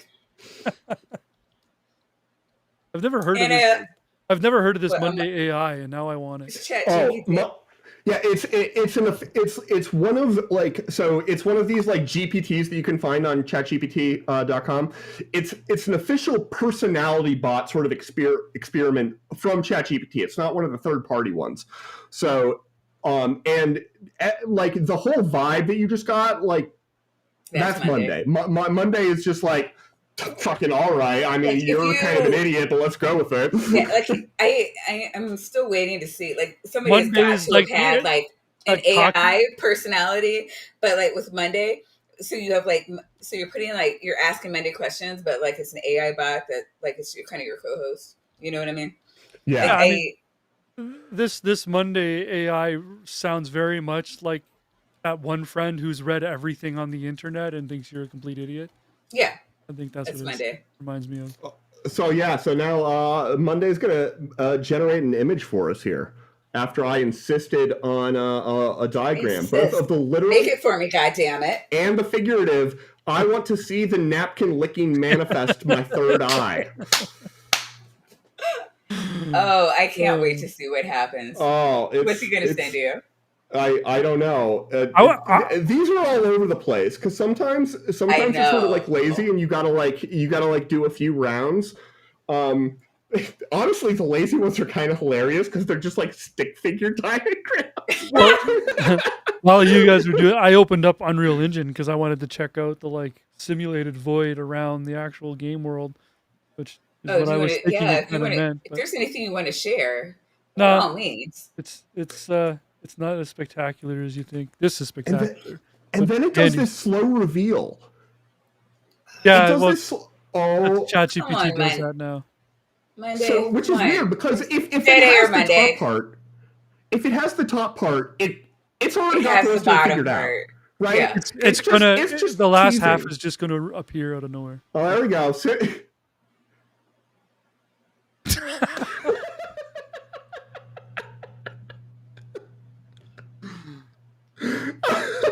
You know what? So we've got the dude with his third eye, which is radiating energy into the simulated void. And then we just got the label Astral.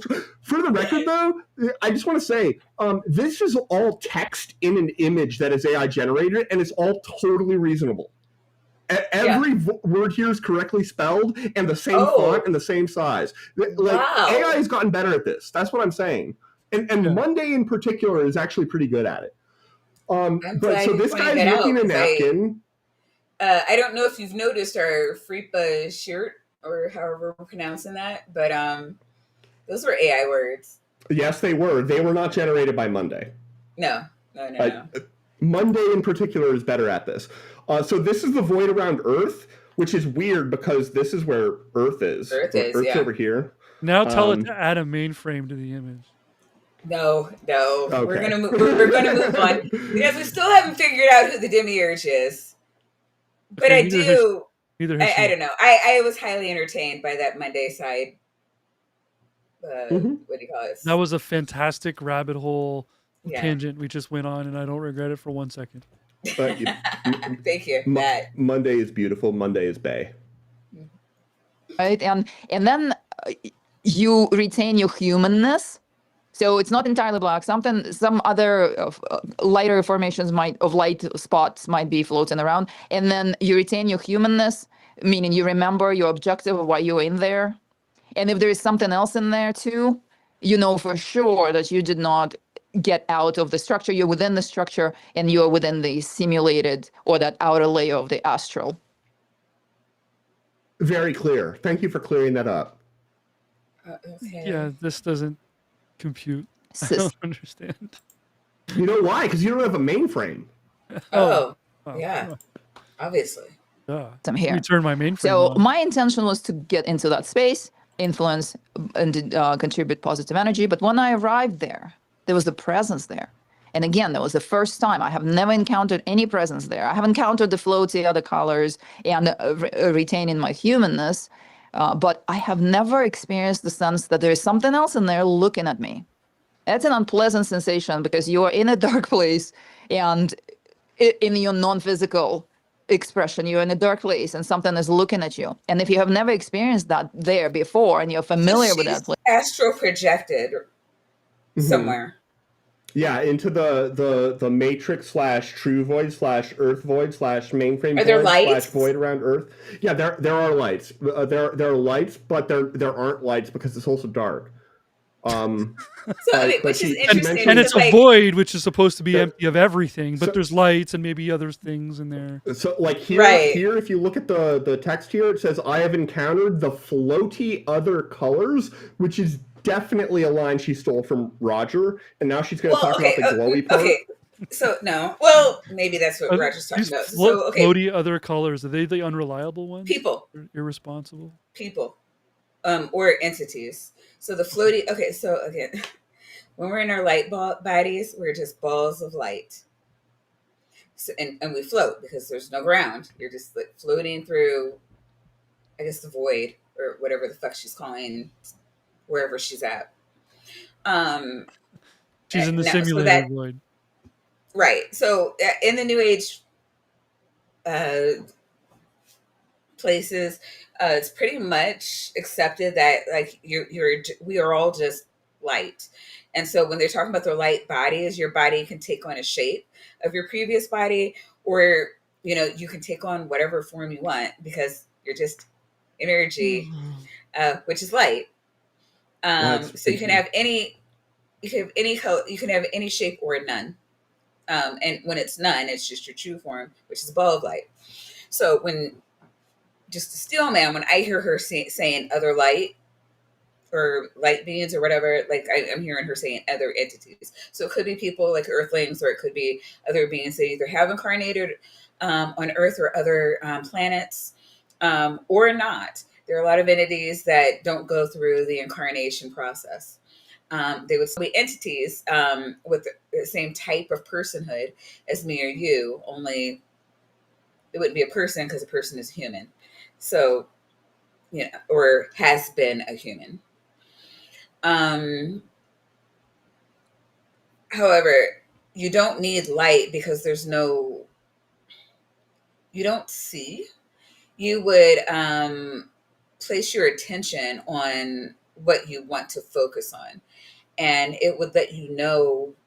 Once your attention is there, you would know about it. You don't need a lamp. You don't need to walk around with a candle. Like there is no light. There are just things there, or there are not things there.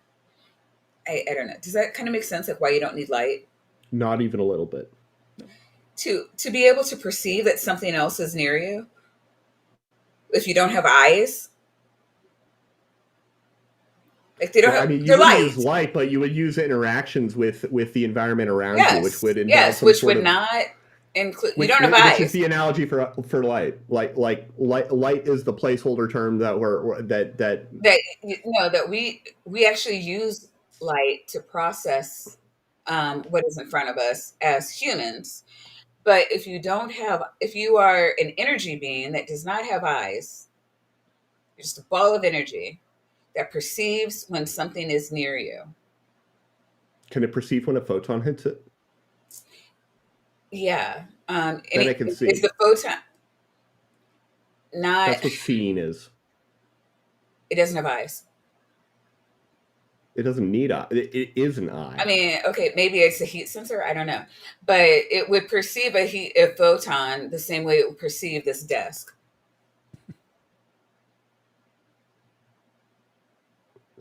So it sees.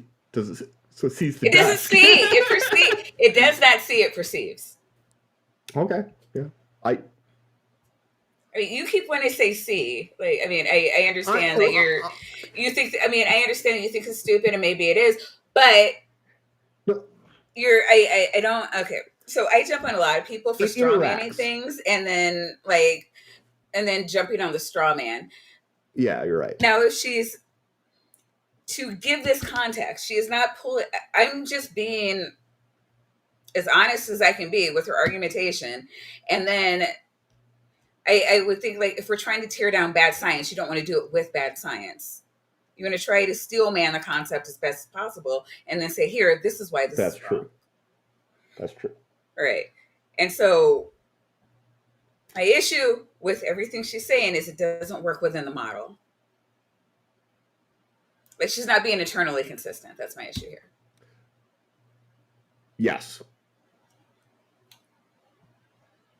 Place, and in your non-physical expression, you're in a dark place and something is looking at you. And if you have never experienced that there before and you're familiar with that place, it's pretty eerie. And so I started. That I can totally like if I was in my room with all the lights off and I couldn't see anything, and I've been there a whole bunch of times, and this time for some reason I am absolutely convinced that there is another person in the room with me, and I don't know where they are, but I know that they're in there looking at me. And there are ways that you could come to that conclusion. I mean, it could be your imagination. Or there could be somebody in your room ready to stab you. And let me tell you, if you ever get that sense, grab your phone and fucking call 9, do something, because take your feet. I just hate that. Why would you wait around to see? Don't, because then you're a character in a horror movie, right? That's all I'm saying. We've definitely covered. Could be Monsters Inc. It might not be that dramatic. I don't know. Yeah, you don't know. Here's the thing, though. You don't know. There's our whole point. You don't wait around to, by the time you know, it could be too late. So, maybe find out from out at a safe space as you're watching cops go in. You don't just stay around. Is this something that can kill me? Like, no. Yeah. We've talked a lot on this channel when we've reacted to stuff, and there's been things where, like, okay, if you were actually in that situation, or if I were actually in that situation, I would nope out of there so hard. I would be gone. I'd be like, nope. But you weren't. She wasn't. It's just like, whoa, something was really weird. It was bothering me, and so I decided to look into it. Like, did you snap your stiletto while you were running? Like, it's just, I know she's trying to make this like riveting or suspenseful, and I'm just like, you sound like a goddamn idiot. I need more vodka. I will be right back. Trying to scan the that dark space to see what it is that's looking at me. And when one of those lighter kind of forms of light, they're like not entirely black, they're a little lighter black or a little super dark gray, but they're lighter than the complete blackness. And so when that floats, okay, so she's in a space, and it's not totally black because there are these light forms. Yeah, that aren't totally light. They're kind of darkish gray and blackish light. Well, I mean, fair. I don't know what totally light would mean, but yeah. I saw an eye. And she saw an eye.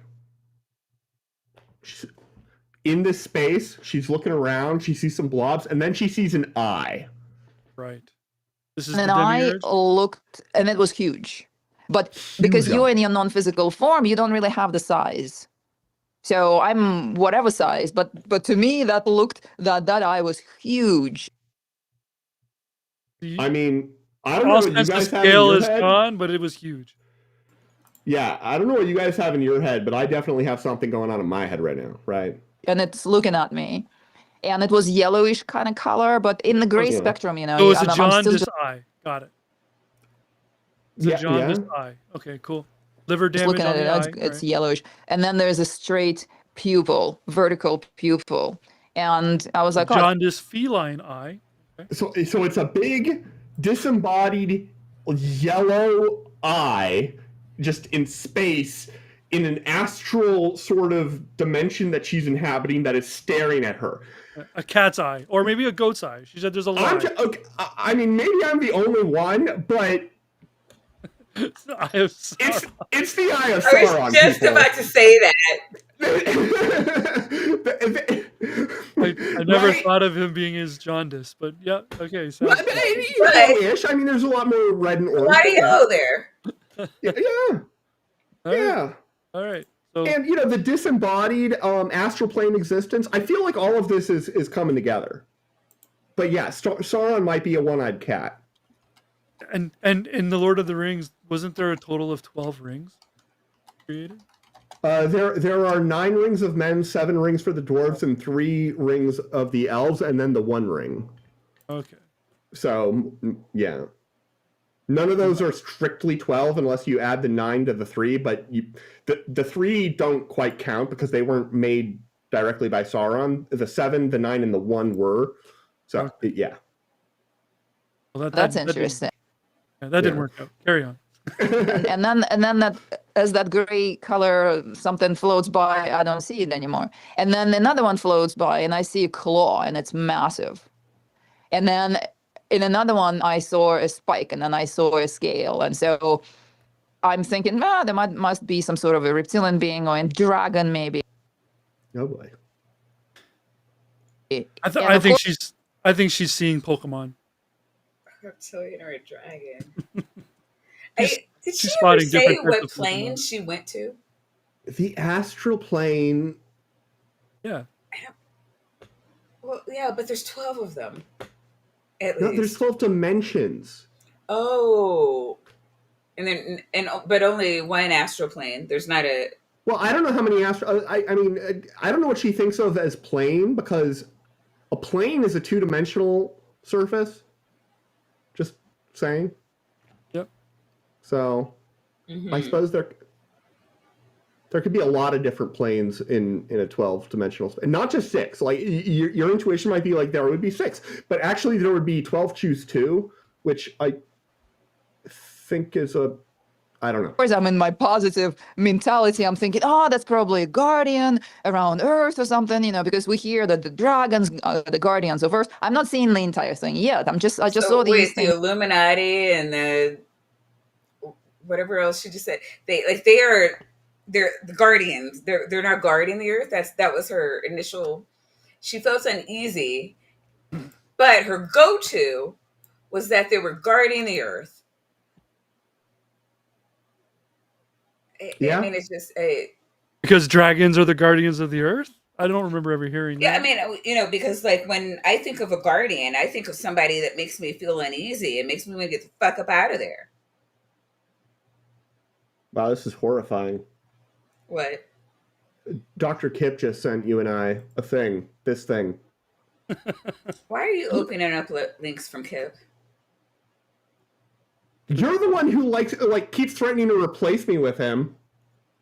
Well, yeah, he likes attention, and so he's like the perfect. I'm sorry. Do I not like attention? I feel like most of my personality is liking attention. He's still kicked. Oh. Nice. I love. Oh, this is so nice. God. Yeah. So the reason you guys are like such a perfect swap is because you both love attention, and you both love just talking so much that you derail the stream for inordinate amounts of time about things that have nothing to do with the stream. So yeah, I mean, it's like you're the same person. Kip doesn't understand any atomic physics. Does Kip Or understand math. how magnets work? No. Does Kip know how magnets work? I don't know. If there's math involved, then no. I'm so angry right now. I'm gonna press play. Things that we usually, like the human would think, oh, that's a picture of a dragon. That's a dragon there. However, the presence is uncomfortable, and I'm thinking, well, if it's sitting right here, let me move myself in my non-physical form to the other side of the Earth. Yeah. Did we gloss over that? Jester saying, I'm sorry, what is yellow in the gray spectrum? Yeah, no, she just sort of we did gloss over that. I think she did. Yeah. I mean, we glossed over it because we have endless content here. We have no time chat. Yeah, so I don't know. So Jester, I don't know if you've noticed, but these are all words, and sometimes she strings them together in a way that kind of sounds coherent, but upon actual thought, it's like, no, this is bullshit. So we just don't address it. So not sure what is yellow in the gray spectrum. But if I had to wager a guess, I would say it was bullshit. The bullshit is the yellow in the gray spectrum. Yeah. Guys? Yeah. No, that tracks. Okay. All right. Moving on. Thank you, Jester. Where it's not sitting. So I thought it was like, let's imagine it's like right here. So let me go to a different area of that same dimension and do what I came here to do. And as I moved to that, or I'm trying to move away positive from energy. She was there to leave positive energy, just so everyone remembers. You're right. Yeah. And I was curious, does she have an unlimited amount of this positive energy, or is it more like she has only so much, her positive energy only has so much power? How much work could be accomplished with positive energy? I don't know. I don't know. She needs to stop bogarting the positive energy, because like we are seriously sans positive energy over here. Yeah. The rule is puff, puff, pass, lady. To where I don't feel that it's looking at me. I find that it's looking at me everywhere. It literally could see me or be aware of my presence, and I was aware of its presence no matter where I went. It was me the whole time. I was pranking her. I was just like, see what she does. And Good she just job. spewed positivity all over me. It was great. It was kind You of, just couldn't take it anymore. it was sticky and it had a smell. I don't know. It wasn't the right kind of positive energy. It was something else. And so I Yeah. figured I can't do what I came here to do. I can't adjust my personal circumstances from the mainframe or the global circumstances to the more peaceful outcome. So I was like, okay, so I need to get out of here, get back into my body. This is uncomfortable.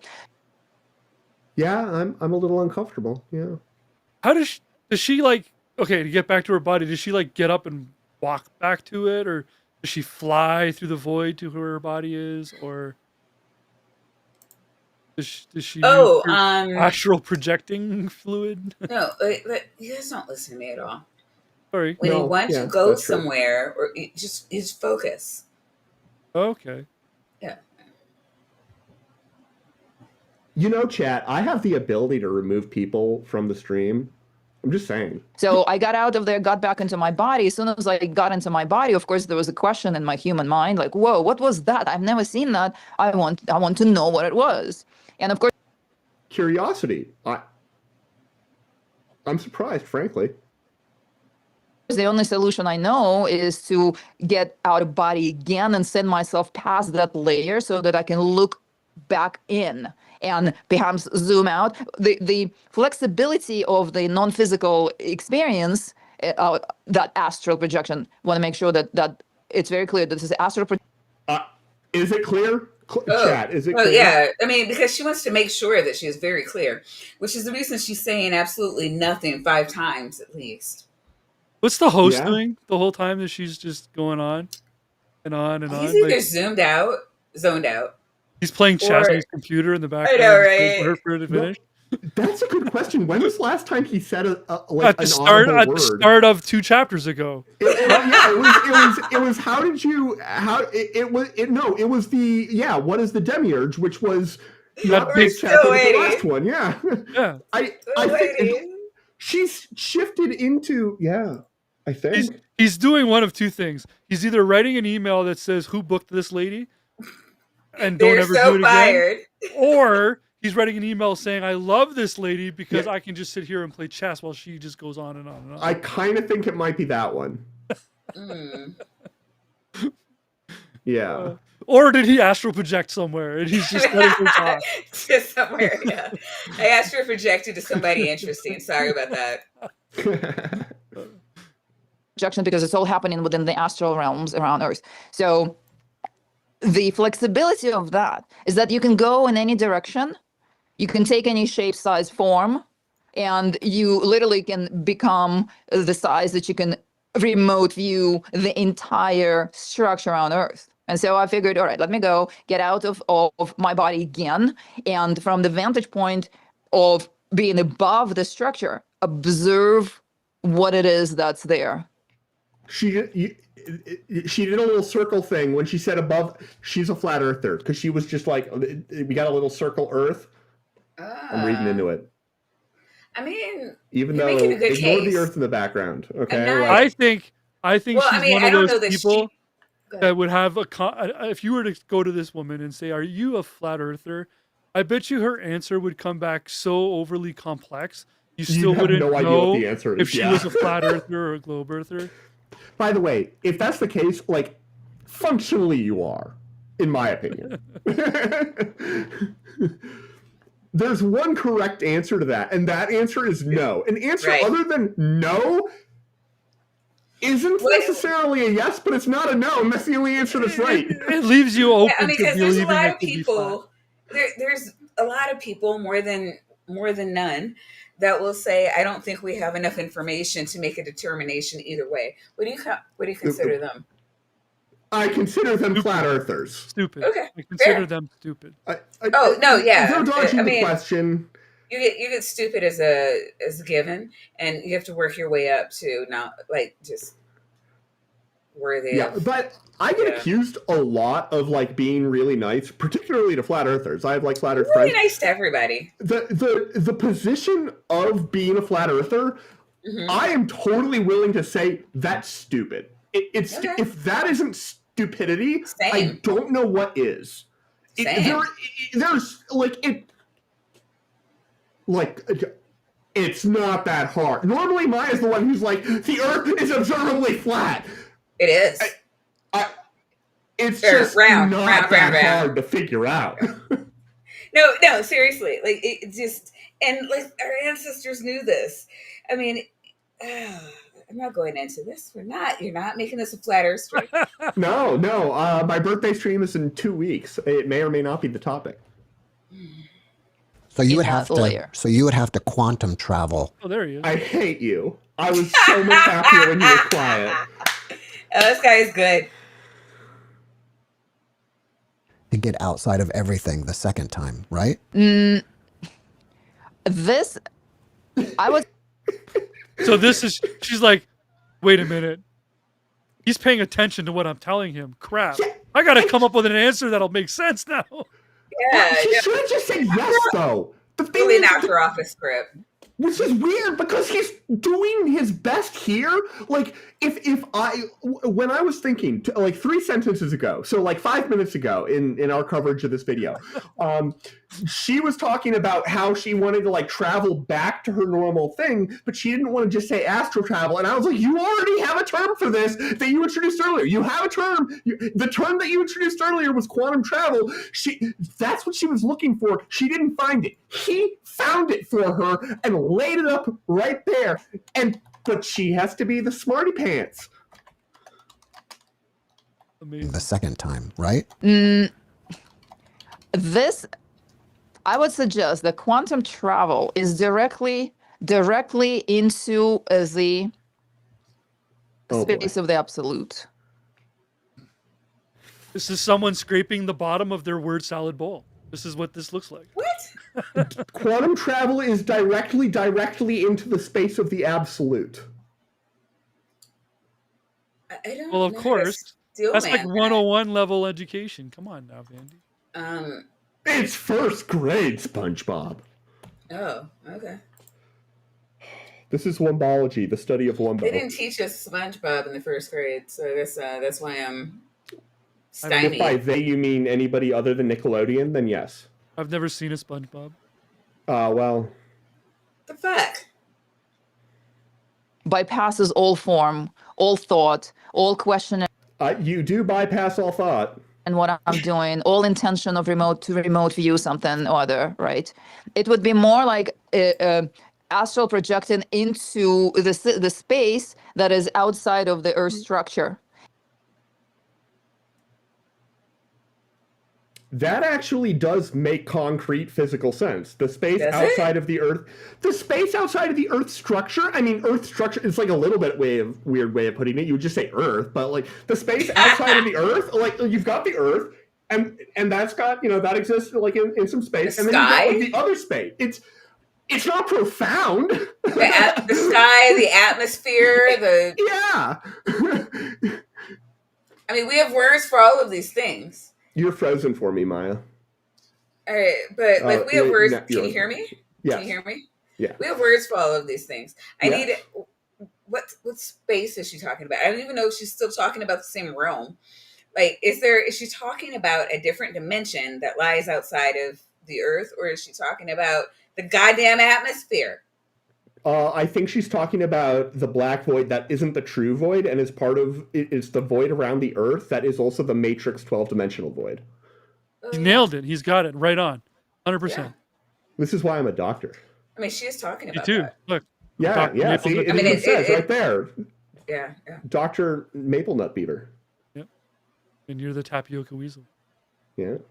But there are other spaces. So the matrix system encompasses universes, planets, the cosmos. The Matrix system. All right. So, are we talking like movies now, or is this like a Mandela effect kind of thing? Oh, I finally got bingo. Yes. I think she's talking about a matrix in a more literal sense of where like everything's just connected. No. It's always the movie. I think it's I know I movie. joke sometimes that it's always aliens, but But I don't want you to ruin a good the movie. goddamn movie. No, that's over. Look, Tien is Canadian. I have to protect him. Matrix is a documentary. It just is now. So Keanu is also John Wick. He can protect himself. And he's Neo. He can protect himself. exactly. I protect the Canadian part of him through astral projection on that plane only. That I followed that, yeah. All of that. And so we have Earth with 12 dimensions. All right. So I don't know if we already had that called, but we specifically waited until now because I don't think it is called. There, we finally have Earth with 12 dimensions for bingo. Look, we had a lot of opportunities to call that, but that's the first time she specifically said Earth has 12 dimensions. Look, we have it's an hour-long video, and we can't be have stopping that it to call bingo. I can do what I want. Layer. You cannot. And that's where first was. And then when you get out of that, there is the perspective of being in the cosmos. It's not empty. Like it's not empty. There are other objects, celestial objects, other planets, and they're all a part of the system. Yeah, that's correct. Really? Yeah, there are other planets. There is stuff outside of Earth. Like that, fundamentally, that's what she said, and she is right about that. Okay. You know what? Yeah. Wait, what's the dapper thing? Like a correct answer? Drink? Yeah. I mean, yeah. Like, kid got his own name right. Drink. Broken clock. Because each planet, including Earth, has its own system, but they're all encompassed within a bigger system. So when I recently taught a workshop in person, and when I drew that, I love how she validates her credit by saying that, like, I taught a workshop, so I know what I'm talking. On the board, on the whiteboard, people told me it looks whiteboard. She just again, I taught a workshop, and I had a whiteboard. I will say she's not wrong. Well, whiteboards do give you credibility, but indeed, like by default. Indeed, it is known. That's why I bought one, and I made sure it was magnetic. Just in superior stock. Like a pepperoni pizza. Pepperoni pizza. Yeah. The play button. Because of each structure encompassed within its own, but they're encompassed within a bigger bubble, I just say. So it's like bubbles within a bigger bubble. I could build this in Unreal Engine right now if you guys wanted to see what this looks can we like. go to minute 20? Because she starts talking about like what it looks like. Yeah, I can skip forward 30 seconds. That works. I was astral projecting within is this structure. All right, that makes sense. Yes. It does? Yeah, there we go. It makes about as much sense. I love that. He's just like, no, that makes sense equals let's move on. Yeah. This makes as much sense as that tie with his shirt. I gotta say, I was astral projecting within is this structure. All right. I'm a fan. I famously have terrible taste, but I'm a fan. Lack of taste is still taste. Yeah. For $2, Jester says, use the chalk, write it on the board. You don't use chalk on a whiteboard. Jester didn't say anything about a whiteboard. He did not. Oh, that's fair. Yes. That makes sense. Could be a Yes. However, I don't know. Jester might have just been trying to save some money because he can only put so many letters in a $2 super chat. So maybe Jester meant whiteboard. Just no.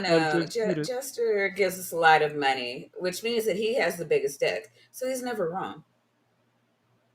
Wow, what a brilliant way to get more super chats from other men in your chat. And well done. Yeah. I am already like checking my bank balance right now to just see how big my dick is.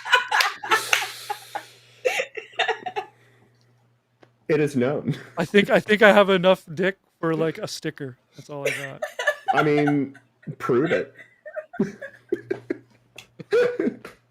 All right. So now I am curious to see what it is. Oh, it was Fear's pointing out. It was a callback to the Professor Day versus what's his name? The crazy chemist dude who he had the shouting debate with. I can't remember, but which one? the Are you talking about the black guy that denied the black flat earther? He's talking about No, James no, no. Tour. James Tour. Yeah, no. James Oh, Tour, okay. they had that debate, and Did James you Tour see was that? like, what about the like shouting at the top of his lungs, writing chemical equations on the board, and Dave's like, dude, like I have a stack of citations here. The fact that you're going to try and trick me up by making me do a complex calculation live, which is hard, okay? Even if it's your specialty, doing a random calculation that somebody else proposes to you live is hard for a lot of reasons. So a lot of people on the chat saw that. Yeah. Oh yeah. So it was pretty cool. Yeah. And now he's got a new one where he's on stage with a couple of anti-vaxxers. And he's gone very, Professor Dave's gone very like attack the anti-vaxxers lately, which is pretty cool. All right. Yeah. Good for him. I know that if you want to remote view anything, oh boy, if you do it from your human body, do I have another one available? Your astral body. Aren't you paying attention? Yeah. Rewind to minute 1. No, start again. No. He's not going to pay attention if you start again. You will be less accurate than if you do it from the perspective of the astral form or your non-physical form. I don't think I have that. I went out, send my non-physical form into the space where I am looking at the structure. I am looking at that black circle around Earth, and then the dimensions, and it was incredible because you can see it is incredible. Yeah. All these rainbowy colored, beautiful dimensions that Darius Wright talks about. Explore. Who is Darius Wright? I don't feel like I know who that is. ChatGPT.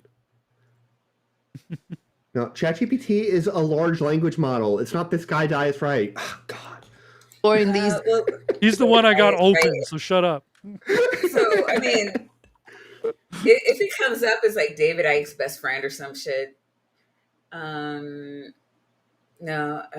they're not. Google's not recognizing it as spelt by YouTube here. She might have meant to say Dyers, so Dyer instead of Dys. I don't know though. Dyers, right? I'm literally just guessing. Okay. So yeah. Dimensions, and he has visuals of that, and it's all that, and it's 12 of them, and then there's Earth, but the outer layer is that black circle, and that's where the being was. So I'm looking into that black circle, and I see the long body, long like a snake, something that looks like a traditional Ouroboros, but the Ouroboros is a snake that's swallowing its own tail. Here. Oh. So misinterpretations did, she said Darius Wright. And I'm like, well, that's got to be a really common name. And it is, but let's see what I can do here. So you probably can't see the mission and the great work. So before learning my teachings, it's vital that you first understand the mission of the great work, why I do what I do, and how you can become part of it, or if you're not prepared or willing to read and align yourself with this mission. Oh wait, here we go. My mission is to empower the realm's consciousness to awaken to their eternal soul and remember who they are and where they come from. By doing the great work, awakening people to the other side by unlocking their dormant abilities through the out-of-body state. Is this done by the New Age bullshit generator? Isn't it all done by that same generator? Waking up to the other side is not just love and light. The New Age movement, it is part of the spiritual warfare to prevent you as a soul from standing. Instead, it's making you stand down and submitting to the New Age propaganda. If you doubt that your soul has emotion, power, and a will to fight for what it believes in with the highest energy of love, then you have forgotten your true power within. Love is a weapon as much as it is creation. The fuck does that mean? Exactly what it said, Maya. Weren't you reading? Yeah.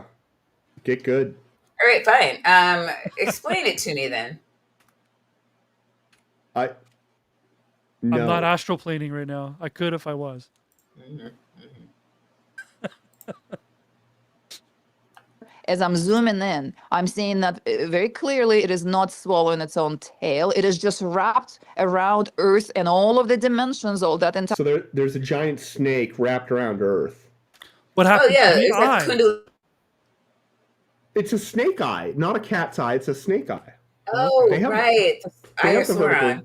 Yeah. slits. Yeah. Astral structure around Earth. It's wrapped around it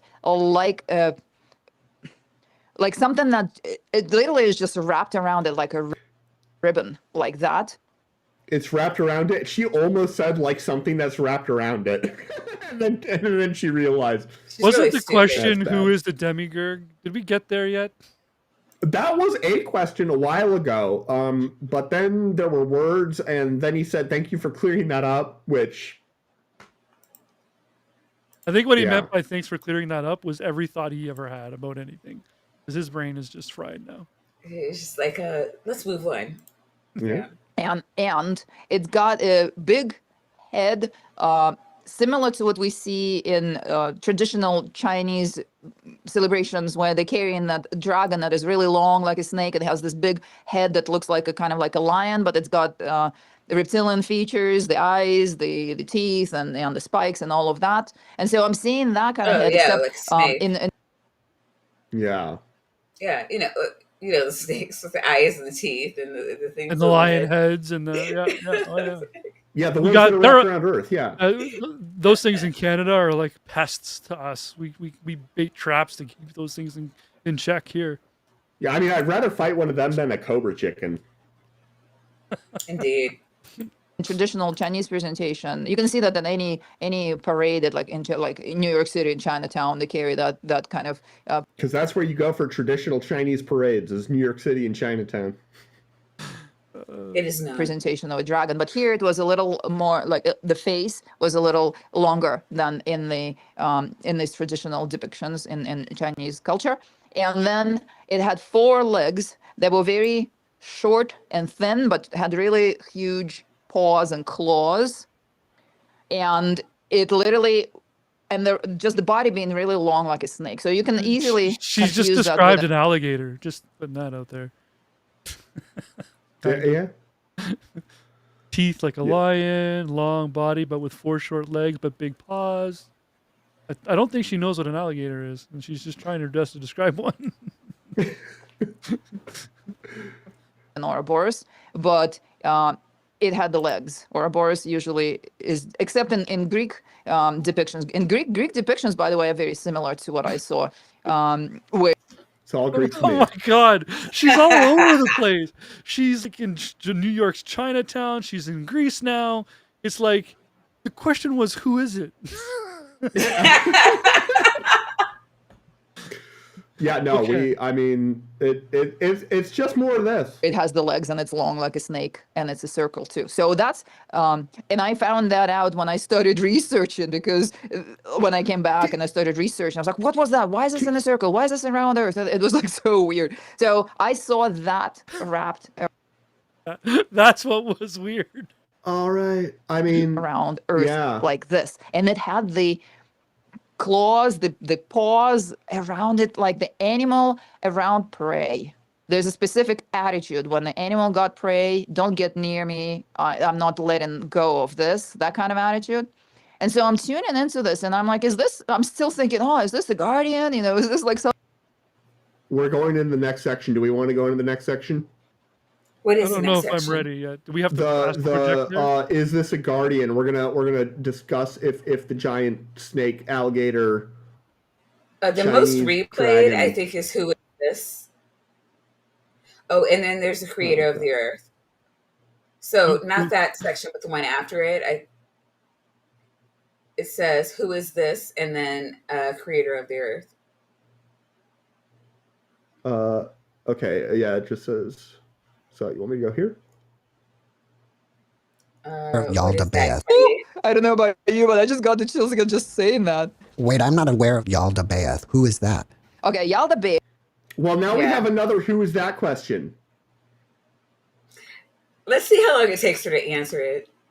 I Yes. mean, all According right. to, and Jeff, I had to research this afterwards. Of course, that was at the end of the day. I could not sleep. Of course, I immediately went online and I started looking at like Ouroboros, or what was that look? What does it look like? So I found the Chinese dragon. I found the Greek representation of Ouroboros online that has the legs and a longer So face. she's saying Yalda. I'm getting Yaldabaoth when I put in like what Google put in, but it was like Yaldabaoth, which I guess is Yaldabaoth, is a malevolent deity and the creator of the material universe and various Gnostic sects. So she doesn't know anything about these Gnostic sects. She just met the Demiurge who told her, "Oh yes, I happen to be this creature with the same name as some people, some of the Gnostics." Like apparently, yeah. So that's how By it's spelled total in coincidence. Yeah, she just ran into Yaldabaoth. in the description. It's spelled like this. I've got it highlighted here. Yeah, that's yeah. So. And that's what Google's finding. So Okay. it's like often depicted as a lion-headed serpent. So that's where she's getting all these. Like it's an actual thing, but it's a pre-described thing that she's saying she only saw because she went to the other side, but is oddly easily Googleable, like very easy. Like I'm getting just a whole page on this thing with pictures.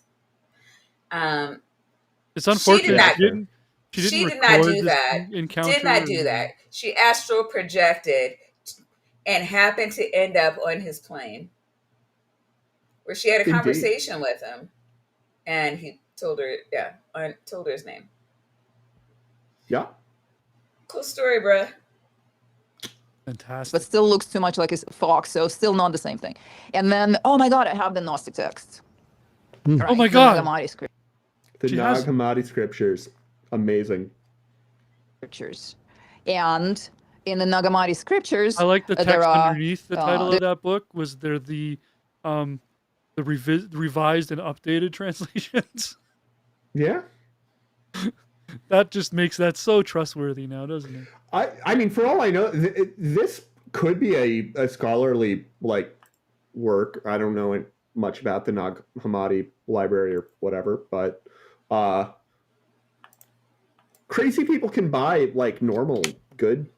So people like to buy or read, anything.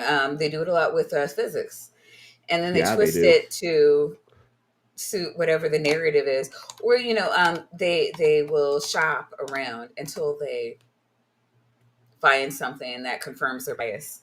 Yeah, I mean, there's a lot of ancient stuff that constantly gets bastardized by people who don't know what they're talking about. The one exception is the Dead Sea Scrolls. Everybody knows and understands that those are actual diaries written directly by Jesus's own hand. That's what the Dead Sea Scrolls are. Obviously. Yeah. So I mean, this looks like it's just a book of like a translation of the Nag Hammadi. So she's just like, look, I found a book, and it totally verifies what I'm saying to you right now. I don't know. Let's see what she's actually saying. And in the Nag Hammadi scriptures, there's a part that is called on the origins of the world. The origins of the world. And here, on the origin of the world. And within these texts, these are ancient texts that were discovered in 1945. They were discovered in Egypt, and they contain information of Gnostic teachings and teachings that were not included in present-day religious teachings. And just like the Dead Sea Scrolls contain the direct words of Jesus. Yeah. Yeah.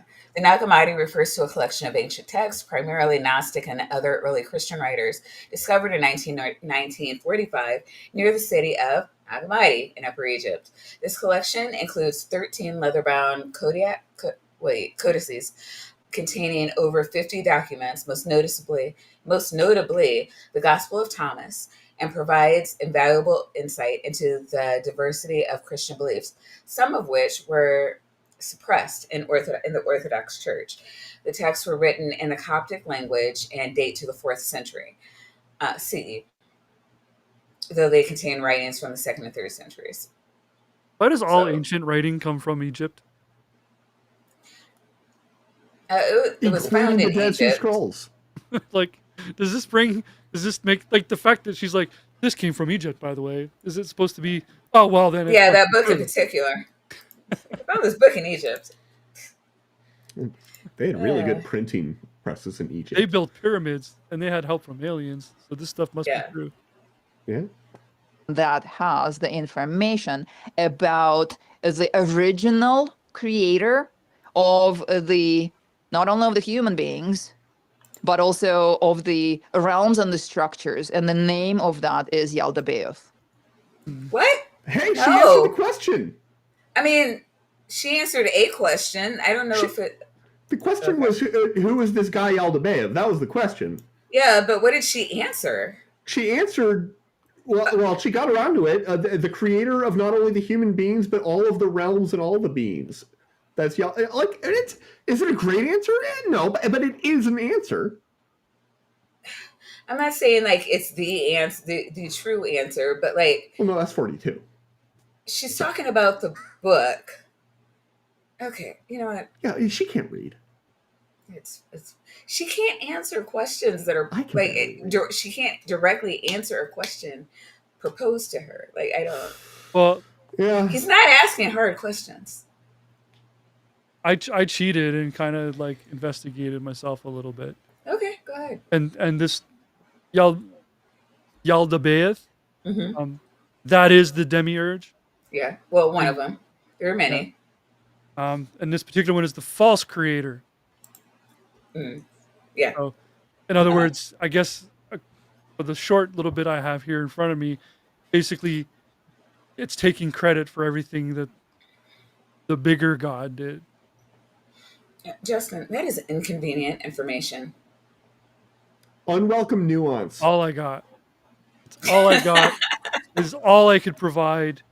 I've been trying to fix my Rubik's Cube. She met him, and he said that he was totally the creator. So, well, that's what he says he is.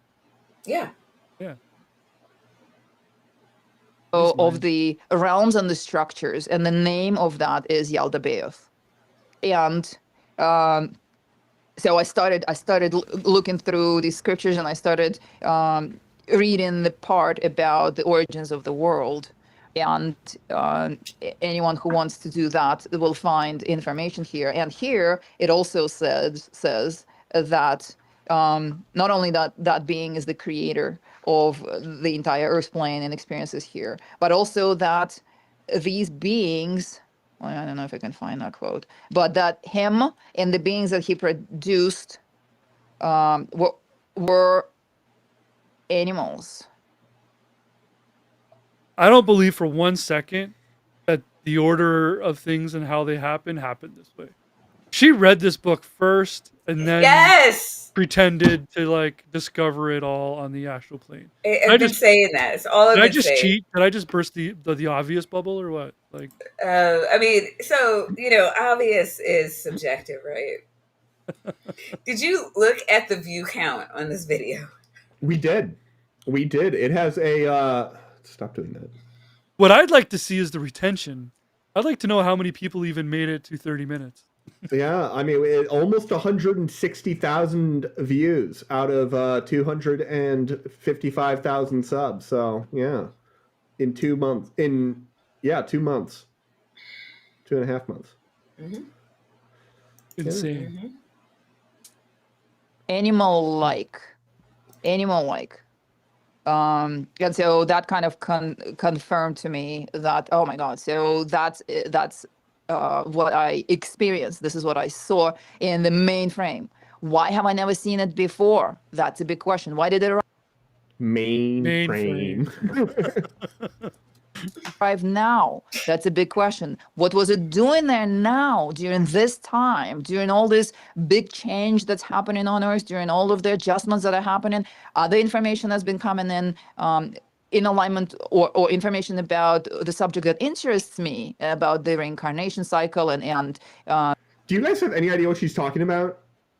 The reincarnation cycle. Well, yeah, okay, yeah. I mean, but like, she's trying to figure out you're what just they're latching doing. onto like the clause that had the most like clear meaning as a noun. Yeah. I mean, that's what I heard. So yeah, that's all I'm aware of. That she's okay. What minute are we in? 30. Yeah, 31. 30. Maya, we 31:10. can't. We're not All doing right. this whole thing, Maya. I don't know why you think I think we would do that. Because you hate me. Well, that yeah. It I is mean, that's known. neither here nor there, though. It is known. What? Okay, so oh my God, so that's what I experienced when I saw the mainframe. Why I can't? I've never seen it before. Why And did she's it never arrive used now? the word ever. Yeah, and she's like, She why didn't know did the it word arrive existed. now? She Arrive. discovered That's a big mainframe. question. No, Yeah. but The well, astral. it's like why? Okay, but again, there's the She went a mainframe. She's long never way to seen. learn the word ring. Yeah, but she's never seen it before, and it just arrived now. She doesn't know why. And during all this change, so that's a big change. Oh, which caused a change on Earth. And oh, and the mainframe, yeah, it's responsible for all the changes that are happening on Earth. Duh. Physics is hard, people. This is not physics. Metaphysics is harder, people. I mean, but pulling shit out of your ass is easy. All right, she's about to talk about the creator of the Earth. It is if it has a flared base. Otherwise, it could have gotten way up in there. the new upgraded system there, blah, blah, blah. But it all kind of came together. Did you just put together what I said? No, it's the blah blah blah blah. Because the whole freaking video has been blah blah blah Yeah, blah. she just yada yada Okay. over. Yada You yada. know. A section of this. Yeah. Yeah, that happened. I mean, I could tell you, like, about why all of this is happening, but yada yada, and you just need to be ready. After I saw that being. But a lot of it created more questions really than answers, and so I'm just sharing my experience here. So are you saying that Yaldabaoth is the creator of the earth, humanity, all the animals, all life on this planet, as well as the 12 dimensions Of the astral. Of the astral? I do not believe that that being, or according to the scriptures, right? He did not create the actual earth, but he created the simulation or the realms for himself to dwell and utilize the subjects that he also created. What the fuck? Where did it exist before it created its own realms to live in? So it didn't create the Earth, but it created the simulations and... Hold on, what the hell? What? Earth. No, this is. Go back to the beginning of the video and put it on half speed. No, we're not doing that. Stop asking for it. I mean, how low can the speed go? Let's find out.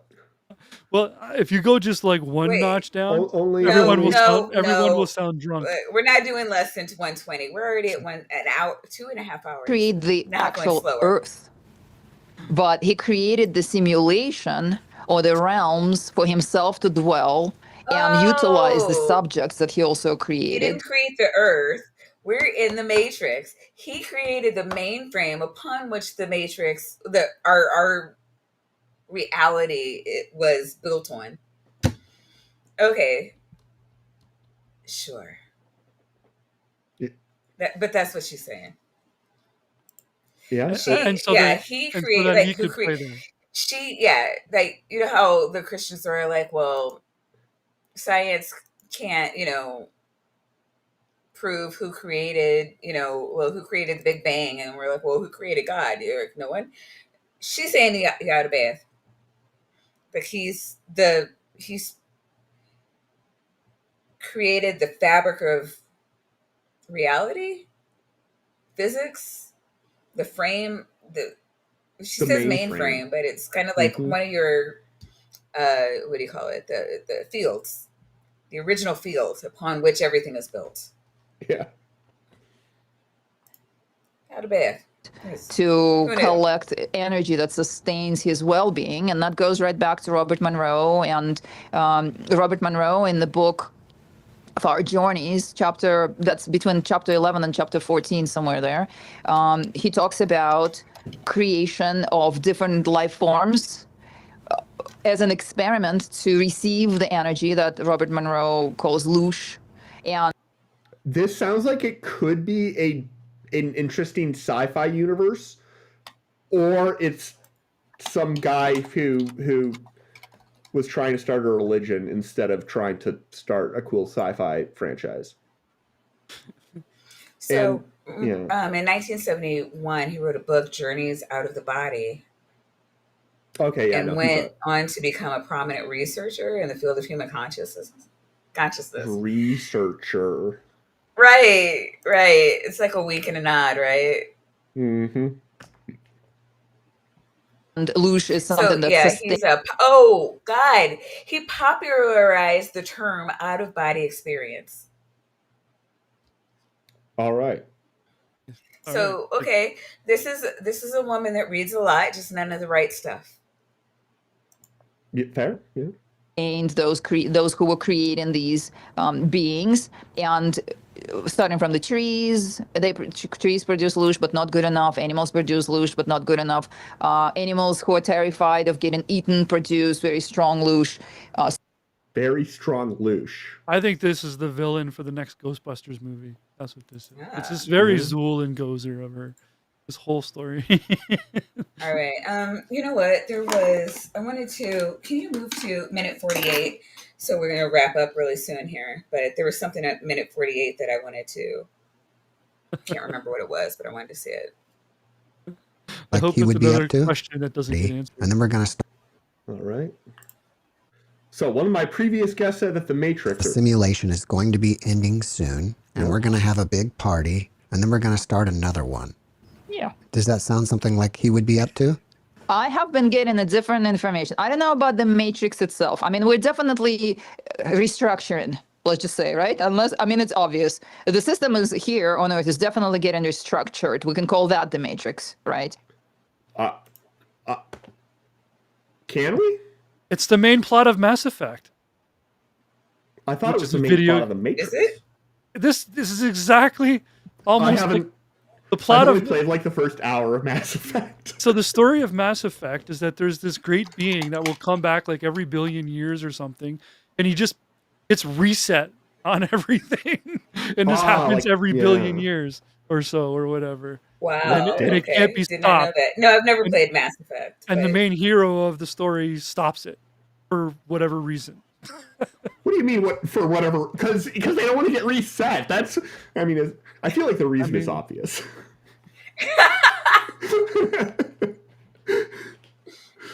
But what the information that I have been getting since this spring, and with the sense of urgency, share the information that people need to get out of their incarnation cycle after this lifetime, because after this lifetime, it's going to be an entirely different system. Oh. Yeah, I so mean- no unfinished business after this life cycle, guys. Clean it all up. Because Yeah, after this, 'cause we're going to have a new we're getting- system. And getting a that's going to software be bad. Yeah, we're kidding. I mean, We're getting- Yeah, I mean, That's the Yeah, information that I have been getting. And I actually have a little, only 3-minute video on my YouTube channel where I was in trance and I was transmitting that information. And it came in and it said the information I was in that transit. It's like she clarifies by saying I was transmitting information, but those are different terms. Yeah, I mean, she might have meant both of them. She might have meant that she was in transit from a place that she hasn't even like referenced to a place that she also hasn't referenced, but she's doing the quantum transit, okay, and also As she's one does. transmitting. Ah. Por qué no los dos? If we do not manage, those who have awareness and the interest to escape this structure and the reincarnation cycle, if we don't manage to do that after this lifetime, the next incarnation will be into an upgraded new system that will retain the souls for eternity. That actually doesn't sound that bad. Retain Doesn't sound like to have your much. soul retained for eternity. I mean, Yeah, so if we don't break out of the system, then we're going to get upgraded into a system that is going to maintain our souls for all eternity. Like that doesn't sound. I mean, it sounds horrible. It sounds horrible, but I think it sounds horrible because all things that imply infinite existence are actual. Like infinite existence, fundamentally, to me, sounds a little bit horrible. Like we can get bored of anything you give us long enough. But if you're on board with an infinite afterlife, she just described an infinite afterlife where there's an upgrade. Like it sounds. She just described heaven, and she's trying to break out of the incarnation cycle that will lead us to heaven. She would have joined Heaven's Gate. She might have run Heaven's Gate. I was gonna say, like, she's more of a runner, like not a runner, Yeah. a leader. Can we get her and Kat Kerr in the same room? Ooh, Are you guys familiar with Kat Kerr? I would love Yeah. to go over that video, like just her and Kat Kerr jacking each other off. It'd be so Yeah. funny. Oh my god! 'Cause she's been to heaven and she astral projects. It could be interesting. Maybe they take the same road to work. I don't know. Kat Kerr starts What does demanding that she just like astral projects out of her. Take this bitch. Kat Kerr is her Uber to her astral plane.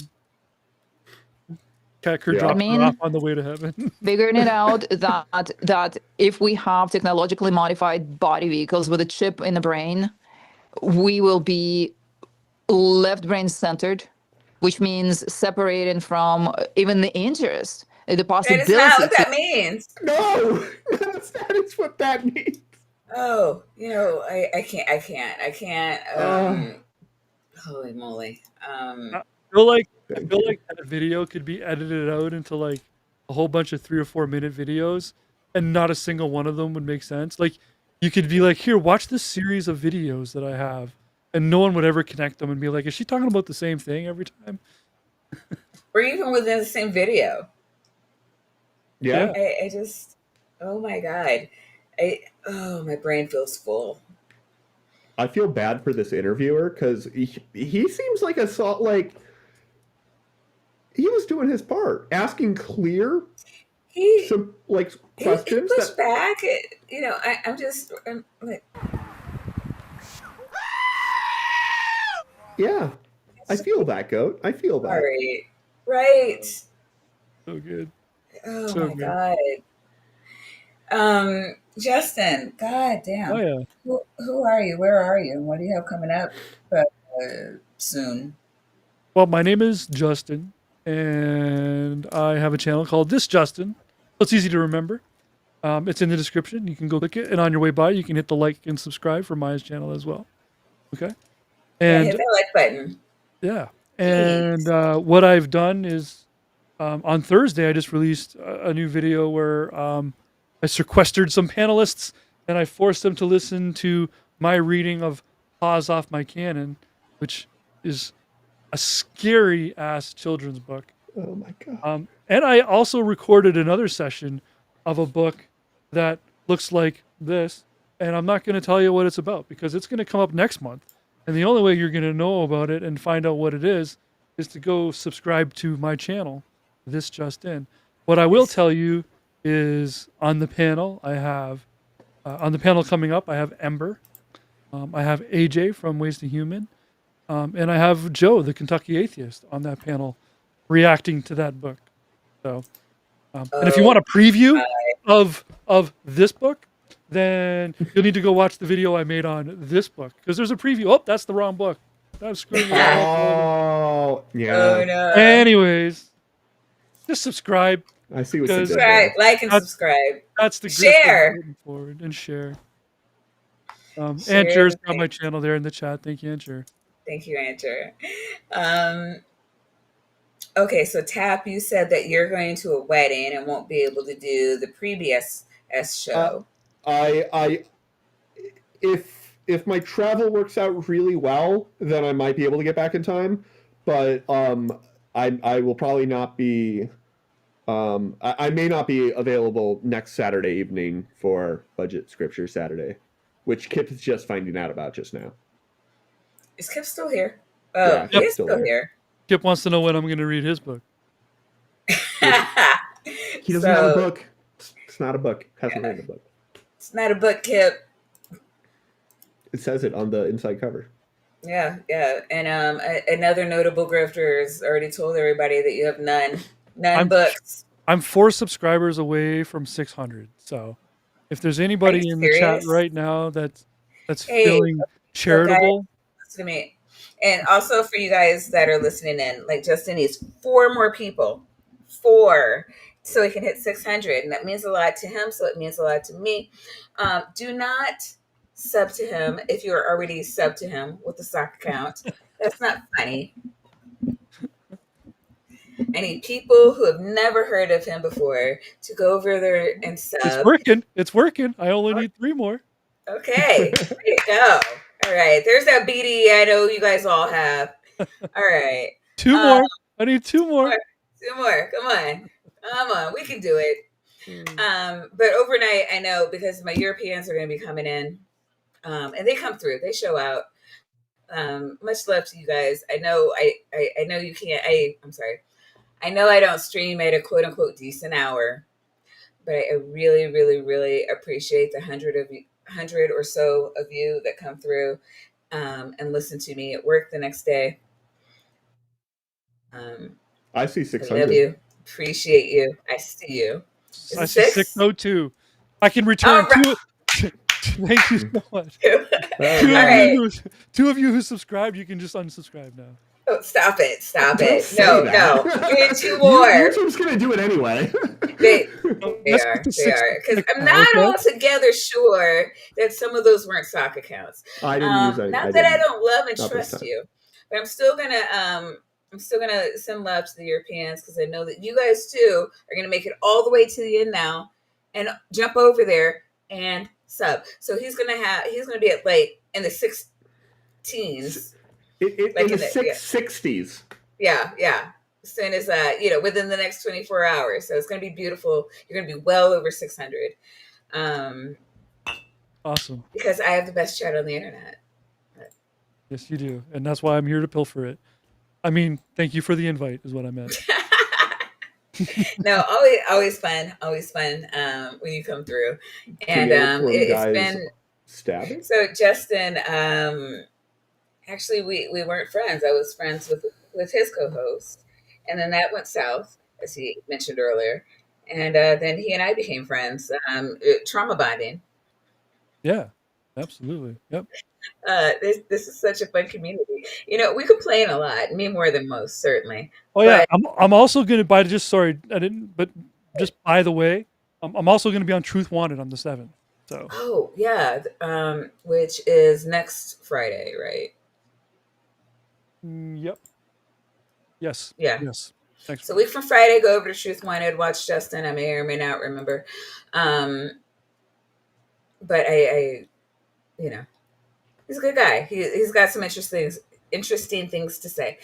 Oh yeah, but I don't know. I haven't seen you around the community. Land that plane. You have a lot of like IRL stuff to do, but what I do like is when, I don't know. Again, I know I complain a lot, but I appreciate you and a lot of other people in the community who hear me out and say, hey, And I'm not asking for anybody to uncritically accept what I say. And you didn't do that. You looked into it and you were like, you know what? But after having done the research, what Maya's saying makes more sense to me than remaining with the course of action that I've been going with. And so I, of my own accord, Justin, am going to choose the side of right. So, but it wasn't it wasn't my side. I don't want you to think that I'm like pushing people to do anything. I know you had conversations with a lot of people in the community, a lot of creators in the community. And it was kind of a collaborated effort. And I think you're doing a lot. Let's say better. I don't want to put words in your mouth, but you seem to be more healthy, at least now, than you were before. I would think so. Yeah. Yeah. Going to the conventions, and I've made a lot of contacts and friends, and yeah.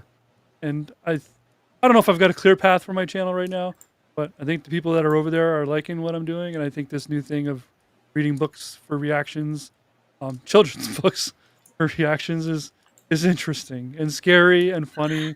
It draws out a lot of different things from different people. Yeah, and I think you do a lot of. You've always done a lot of what I I do. do. I just do it in kind of a different format, which is showcasing different people within the community.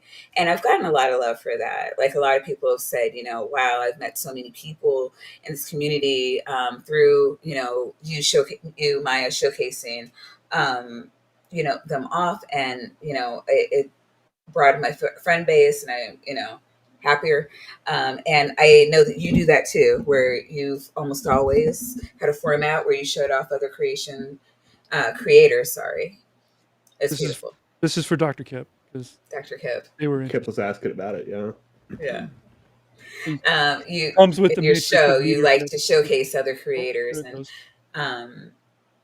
build community. Yeah, absolutely. Yep. Okay. Doc, you got anything to say? Anything coming up? Anything closing words or stuff like that? Not really. Gonna be a busy week for me. But not on YouTube, just like in life. The freak, I see you down there. Behave. Justin, closing words. Thanks for having me over here, Maya. It's always a pleasure to get the invite. I love your show. You're my Sunday night. You're my every Sunday night. And yeah, I know you do a couple of fundraisers from time to time too. So if there's anything you're promoting, feel free to hit me up. And it was actually kind of interesting. And I don't want you to take this as an offense, but because normally, like, my head is on the pillow in bed, and Bad Science Sunday is on the phone, and I'm like, I love that. Bad Science Sunday. No, I want more people to do that. Watch from start to finish. I don't even care if you're awake. Well, that's just kind of what made it interesting, is that, like, from the year and a bit of watching you every Sunday night, it's become a bit of a lullaby. So being on the program is just kind of like, this is going against everything my body is telling me to do right now. Like, well, how would I do? We have a whole playlist of like 150 or so. Like, watch one from 2 years ago. It'll be brand new to you.